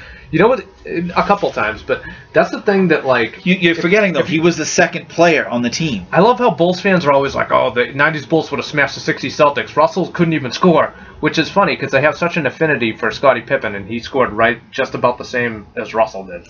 Different era, though. Yeah, it's different era, but... I mean, while the scoring plateaus of 30-point scorer, 25-point scorer, 20-point scorer has dropped, so you're seeing people that score 21 points and now in like the top 10 for scoring, okay? And Steph Curry's kind of an anomaly in that sense. Generally, the alpha dogs get about the same amount of touches and usage, shooting-wise, in every generation. Mm-hmm. However, secondary, tertiary, quadriary players, all those guys get more points in the older eras because it was a faster pace of play. I've told you this. When people are scoring 140 points a game instead of 100, you have 40 extra points for someone to score, Scotty. Pippen scored 20 or more a game exactly twice. Right, but what were his other stats? And how many times was he 19 point something? Let's see. Let me look. I'll go through his starting with his rookie year in 87-88. I don't do all of the years. I'll do the points. You can see the progression. 13.6, 15.6, 15.4, 17.5, 19.6, 17.4, 20.7, 20.2. Those, by the way, were the 2 years that Jordan wasn't in the league. So he had to score more. 19.1, 19.3, 18.3. Then he starts to tail off when he goes to Portland. So 3 years, though, he was above 19, but not 20. So he averaged 16.6 for his career, right. 6.6 rebounds, 5.4 assists. His high rebounding was 8.2 in 94. Was his high assist like 7.9? Assists. No. 6.5 in 92, which I still think was probably Chicago's best team, better than the 96 team. Yeah, it was 6.5. What do you think? I was making shit up and lying to you? All right, so... I'm trying to explain to you, he's very similar to Pippen. Pippen is very similar to Grant Hill. Yeah, I just think Grant Hill is better overall. I think he's a better player. Pippen a much better defender than Grant Hill. He was better, I wouldn't say much defender. Grant Hill was a good defender. Pippen's one of the best defenders that ever lived. Not disagreeing with that. I'm just saying... He's a top 10 defensive player of all time. Scottie sure Pippen? About that? Yes! Sure about that? Let me explain something to you. Michael Jordan is one of the greatest defensive players of all time. Okay? Uh-huh. When Scottie Pippen came on that team, and Dennis Rodman, okay? Scottie Pippen was the best defender on that team out of those three. Mm-hmm. That's saying something when you have two other all-time great defensive players. That's the thing people forget about and they're remiss about when they don't think about the Bulls. The Bulls couldn't just score. They didn't just have a good team. They had three of the best defensive players that ever lived. I want to talk about on the same team. I want to talk about the 96 Bulls because we already said the 86 Celtics, those 80s Lakers teams went 8 deep easy, right? I understand they had a crap. Hold on. You got Jordan, Pippen, Rodman at the top, obviously. Tony Kukoc, okay. Steve Kerr, good shooter. Ron Harper, good player. Tony Kukoc, okay, much better than okay. No, he was a borderline star. No, he's a good player. Borderline star, Scotty. Hold on. Randy Brown. That's your fourth man, by the way. Judd Buechler, I can't even pronounce his name. Jason Caffey, James Edwards, Jack Haley, Luke Longley, John Sally.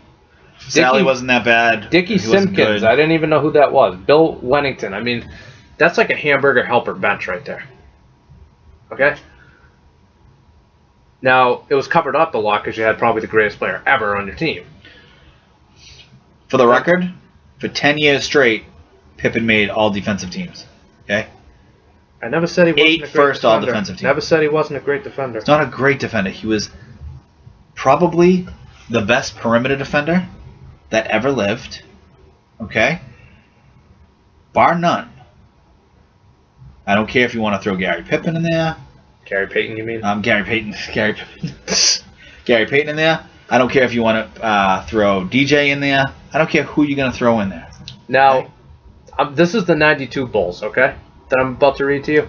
Granted, they don't have Rodman, okay? I know they have Grant. No, I want to... This is the roster. They don't have Rodman. They don't have Kukoc. They don't have Rodman and Kukoc. This is the roster top to bottom. Tony Kukoc is way better than you make him out to be. This is the roster top to bottom. All right, you got Jordan, you got Pippen, obviously. B.J. Armstrong, good player. Bill Cartwright, good player. Horace Grant, good player. Bob Hansen. Grant was there number 3. Craig Hodges, good player. Had some really good years at Milwaukee. Dennis Hobson. A lot of these guys were not good players at the time. Stacey King. John Paxson. Paxson was a good shooter. Rory Sparrow. He had some good years with the Knicks. I mean, that 92 Bulls team was a better team than 96 team. I don't know that it was. Agree to disagree. We've actually spent way too much time on this. Let's talk about the Bruins. Sure. They're 6 point up on a playoff spot. Okay, 6 points ahead. I think they're right at the top of the division still, aren't they? Second. Okay. So with 6 points ahead for the overall playoff spot, okay? Get knocked out of the playoffs. They still have a tough schedule coming up. What do you think of this team? Same thing Same thing I said we do every night, Pinky. Yeah, I say the same thing about the Bruins every week. They've exceeded my... I go from thinking they're not going to win anything, or could not make the playoffs, and are going to get bounced thinking they could go on a run. They're going to make it to the Eastern Conference Finals. Look, they've exceeded my expectations, but not completely blown my world. I think they can win a playoff round now, and that's about it. You still think that's all? That's still how you feel? That's it. I don't know. I think that's enough to save Claude's job. I hope it does save Claude's job, and I hope they go out and get him some younger defensemen. Because I prefer Neely go before Claude. Neely to me kind of almost feels like just a figurehead. I don't know how you feel about that. Supposedly he has a lot to do with it. Supposedly he has a lot to do with the day-to-day. So you think he doesn't make the GMs. He's like Lucchino. He's the Lucchino of the Bruins. So you think Peter Chiarelli was the fall guy for some decisions he was in on? Yes. Okay. And Chiarelli was... And you could be right about that. Chiarelli is the Theo. Mm-hmm. Okay? He's the Epstein. Okay. He gets blamed. Yep. I don't know if that's right or wrong. I mean, if you're going to sit here and tell me that supposedly Neely is, I mean, it's not like he makes them make decisions, but he's in day to day, just like Lucchino was. You can't have that. I'm sorry. A GM is a GM. A GM makes the decisions. Yep. A GM doesn't tell the coach how to coach. Coach doesn't tell the GM what to do. And the president of operations doesn't do the GM's job. Otherwise, just be the GM and president of operations. Don't have a GM. No, I agree. My stance on the Bruins hasn't changed.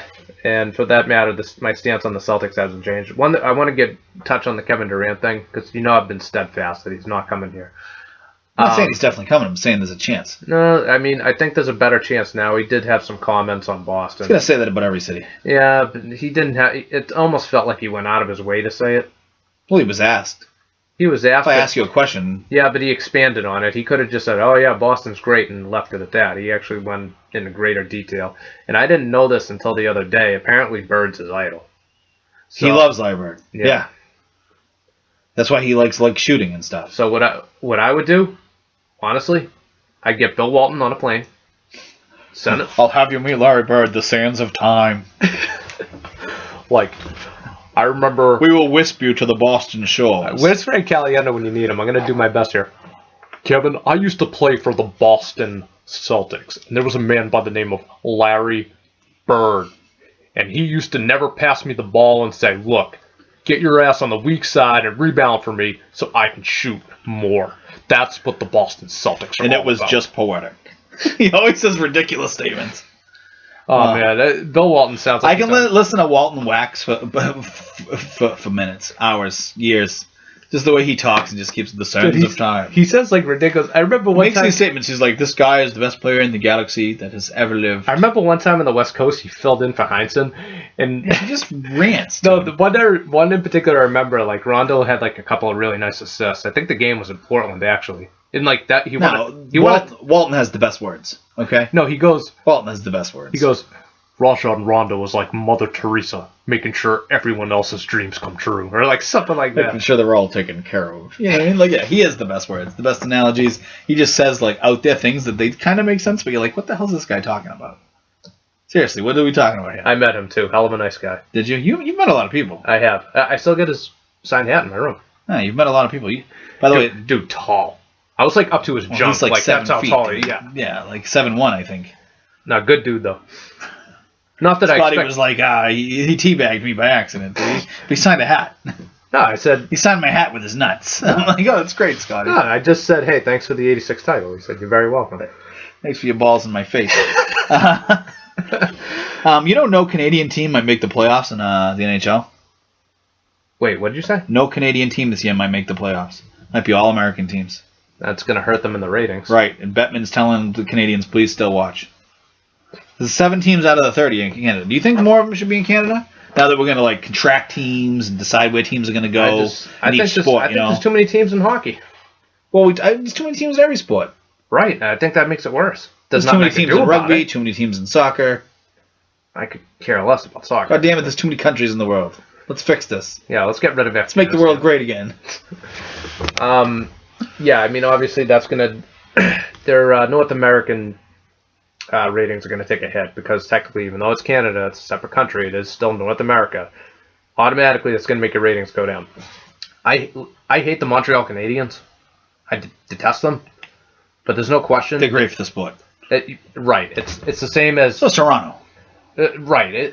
Toronto, I think, is the best hockey town in the world, and they've just been terrible for so long. It's the same. The Montreal and Toronto specifically, and there are probably other teams too. It's like having the Celtics and Lakers and Knicks be good. It's good for the league. It's like having the Yankees be good. It's good for baseball. Exactly. I mean, it's a flagship. Like the Jets and the Giants and the Cowboys being good. That's good for football, even though we hate Steelers. them. Steelers, exactly. I mean, Denver winning. That's good for football. It is. Denver's one of the best handful of franchises. It is. They're in the upper echelon of franchises. You're trying I don't know if you'd say they're flagship or Let me put it this way. I guarantee you, in 2008 and 2010, when it was Boston and LA in the finals, David Stern was probably jizzing in his pants and doing backflips. Oh, are you kidding me? He probably jizzed in his own mouth. She jizzed up, did a backflip, and landed, and he was like, yee! So, I mean, the Celtics, the Yankees, the Cowboys, teams like that, teams that have a national following that people know, it's better for the sport when they're in it and when they're competitive and when they're contending for championships. Montreal and Toronto definitely in that conversation in hockey. Just like Detroit, just like the Rangers, just like the Bruins. Anytime an original 6 team is in it, just the teams that have that history. Right. Seriously. That even though they lost, that Bruins Blackhawk final a few years ago was great. 2 original 6 teams, 2 cities that care, not just about hockey, but all 4 sports. It was great. It's been really good. The original 6 teams being better recently. Yeah. I mean, not all of them, but it's. Do you realize the Leafs haven't won a cup since 1967? That's horrible. They haven't even been in the finals since '67. It's horrible. And what are they? They're still 3rd most cups in the league. No, 2nd. They're still ahead of Detroit. Are they ahead of Detroit? They're ahead of Detroit. I thought Detroit was 13 and they were 11, or is it vice versa? No, Detroit has Toronto is 13. Detroit has 11. That's what it is. I thought it was the vice versa. Detroit has the most in America, like for American teams. I believe you. I think the Bruins have 6. They've lost in the finals 100 times, and they're 4th. We talked about it. Their finals winning percentage is like 300 or something, like 360 something or whatever. Yeah. They lost like 28 times in the finals, so something absolutely absurd. It's not that many, but it's a lot. It's always to Montreal, too. I think the 2 best hockey teams in the United States are Detroit and Boston. Oh, yeah, we talked about this. The Boston sports teams are all in the upper echelon of their... The best hockey team, the best hockey city in the world, in my opinion, by far, is Toronto. You've been to Northern Europe? No. How do you know that? How do you know Oslo isn't the best hockey town in the world? And you make a good point. let's just say top 5. Boston, definitely a top 5 basketball town. It's probably we've said this. Boston's probably number 1. Like we talked about this a couple weeks ago. Boston, Patriots. Boston is probably the number 1 basketball city. It's up there, no matter how you want to look at it. That's number 1. You got the most championships. The game was invented 90 miles west of here. Celtics. New York is going to say they're the Mecca. Yeah, LA is going to say it too. You know, what can you do? I mean, you go by all things considered, it's Boston, and it's no lower than 5. That's the point. Boston's a top 5 baseball town for sure. I think your top 5 baseball towns, you probably got Boston, New York, Chicago, St. Louis, and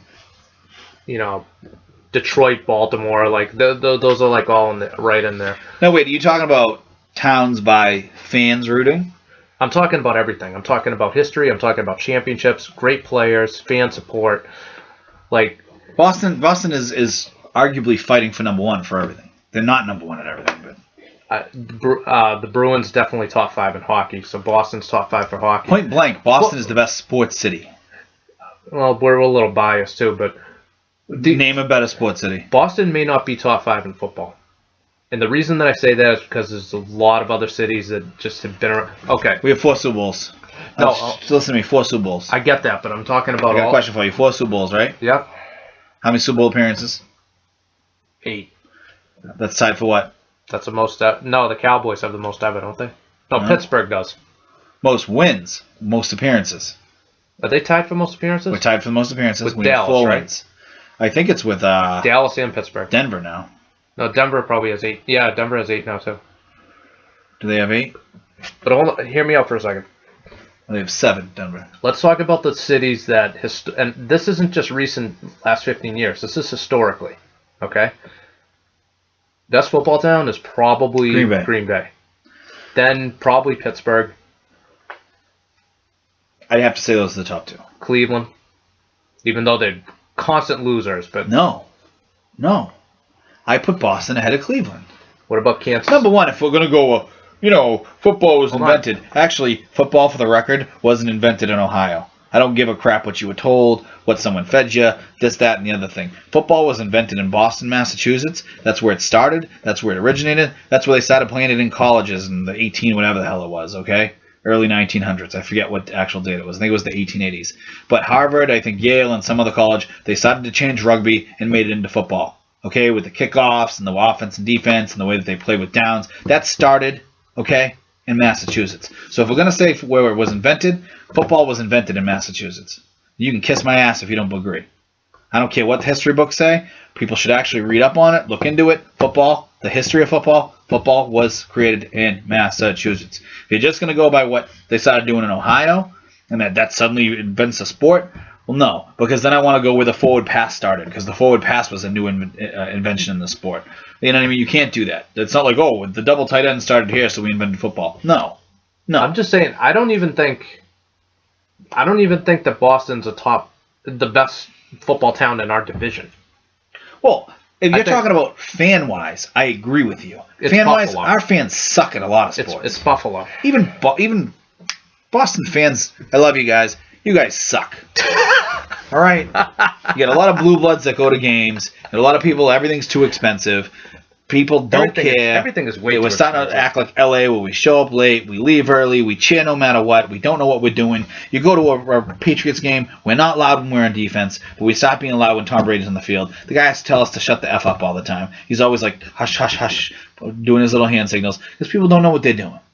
You know who has a great football? By the way, West Virginia just lost to Stephen F. Austin, so another 14 is beating a 3. Wow. This is like ridiculous. But it's great. The field should be getting closer and closer. You know what I mean? Over time. What did I tell you before this tournament started? What did I say last week?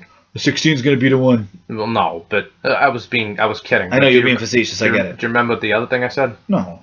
There's no great team. It's wide open. Well, everyone knows that though. But I agree with you. It's wide open. There's no great team.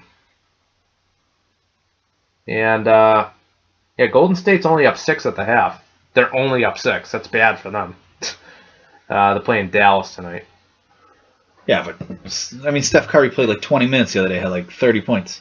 No, I understand. It was like 8 for 13 from 3.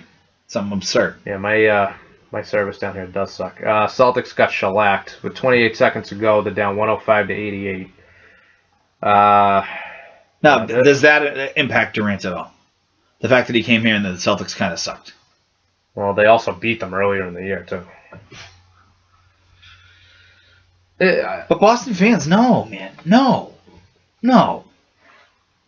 Baltimore fans, they're good football fans. Their crowd gets loud. Their crowd sounds intimidating. How often would Gillette sound intimidating? What, once we said? Once. In the early years, like 03, 04 it was. It's tapered up, but that happens. I don't think Fenway has good fans because it's a lot of people enjoying the park from like. I'm from Kansas City. I came to see Fenway. You know how I have no problem with that. Do you know how winning breeds contempt? I understand. Contempt, not contempt. It actually breeds both. It breeds just having pink hats all over the place. Boston fans are all pink hats. Mm-hmm. Not the real ones. Well, I don't know how many real ones are left. It's a dying breed. Everyone's turned into a pink hat. Left. We just want championship. We're left. And that's why I told you, like, maybe we should just enjoy the Celtics and Bruins make it into a round. I'm not a Red Sox fan. I'm probably a bigger Red Sox fan than 20,000 people who go to Fenway now. Well, people just go to Fenway. It's the thing to do. I've never been to Fenway before. Can't wait to sing Sweet Caroline. I'm like, do you care about the Red Sox? I mean, I understand it's an entertainment. It's just fun for your kids, for the family. You're taking a vacation from San Francisco, you want to go to Fenway. Whatever. I get it. People come from all around. But that's the thing that gets me, though. Like, where were you? Fenway's been here over 100 years. Where were you before 2004? Once it became over 100 years old, it's now historical. It's a historical. Does that mean they can never tear it down? I meant to ask. There's certain things they can and can't do to it, yeah. I remember when I went there, I took a tour when my cousin was back up from Texas. My cousin Rob, we went. Me and my cousin Tom, a couple other people, and they said it's now a historical landmark or whatever. And there's things it's like government run. Oh, it's like certain things they can do. It's like a Gothic cathedral at this point. Oh, it's sacred. Yeah, I think personally, I think it's the most sacred current field. I mean, you could say Wrigley. I'd say Fenway. I would say Fenway is. It's like the. But I would say Yankee Stadium, like the old one, had it still been standing, but obviously it's not. I will say this about Fenway. Going to games kind of sucks now. What are you talking about? It's horrendous. Well, I got the list of games for you, by the way. Do you know, though? There's not a current park in baseball that I would rather watch a playoff game from now than Fenway. It's great to watch from TV. It just kind of sucks to go in person. It should be the other way around. Well, dude, I don't. Boston fans are horrendous. I'm sorry. They are. You hate going to watch the Celtics. Now I do, yeah, but that's not just the fans. That's the Jumbotron and shutting the lights off and doing all this getting hit in the head with a T-shirt, this kiss cam crap. But that's because it's for families and for entertainment value. But I feel like if you go to Oklahoma City and watch them, their fans care more about the game than our fans. Now Bruins fans, I'll give Bruins fans credit. They're probably the best of them. They're the realest fans out of all of them. Yeah. Maybe that's because they're like the redheaded stepchild type thing. Sports-wise, they're like, oh, you don't talk about hockey, so we don't bash hockey. And I mean, for a while, WEI didn't talk about hockey, right? Well, they were kind of boycotting it just because the ownership was so bad when Mike O'Connell was here. The ownership was, I mean, it's still the same ownership. Yeah. But actually, Jacob's kid spends a little bit more money than the old man did. But what can you do? You want to talk about baseball real quick? We're coming up on 2 hours. Yeah, we can make it quick. For the record, Bryce Harper made comments. Yeah. You know, if a pitcher strikes me out, he's going to show me up, and that's part of the game. You know what? I have no problem with the bat flips. I have no problem with staring down. How many times did Pedro strike out the side and stare a guy down as he went to the dugout? And I loved it. Loved it. I loved him pointing at his head. I loved everything. I loved every minute of Pedro. So why was he so great? Because he got on people's heads. Because he did that kind of stuff. Mm-hmm. He was a 5'8", intimidating friggin' beast. So, I mean, baseball players got to stop being so sensitive. I think to a point, Bryce Harper's right. I agree. Yeah. Completely agree. It's different times. I don't care. This isn't baseball now? This isn't overrated. This isn't the 1950s where Mickey Mantle would hit a home run and his head was down the whole time running around the bases. This is overrated and overstated because baseball's not really dying. But why is baseball on the decline unless Why is the youth less interested? Actually, baseball's ratings are as good as they've ever been. I don't know. You know, the whole thing about baseball's dying, that's a myth. Baseball did very well to some extent, yeah, but it's not popular at all in the young crowd. That's a problem. Yeah, they think it's boring. Right. People, old curmudgeons like me, I love baseball. You're not even old. It's perfect. Old curmudgeons that just turned 30. I don't even have a problem with replay. I think replay's been fine. It's really quick. I like the replay. I like the times of getting the pitches on and off. I like the time in the batter's box. I like the time with the managers going out and pitching coaches going out. Do you like the challenges? Challenges, I like them, yeah. Right. I like the fact that you're going to let them do their thing and just, flip a bat and stuff. That stuff is good for the game. The one thing that they need to change back, this should be Manfred's top priority. Get rid of that. The catcher has to give the base runner a lane to the plate. They're not going to do that because of concussions, man.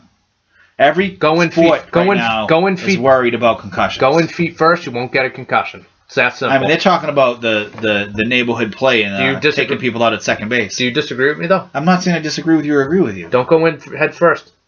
Go in feet first. You won't get a concussion. Right, but what are you going to mandate they go in feet first and head first is illegal? Yeah. I would rather have that than this lane BS.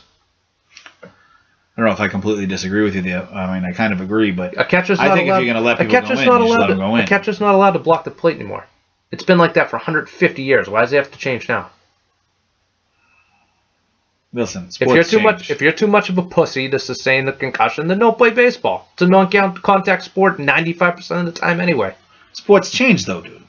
Sports change. Yeah, they should stay the same.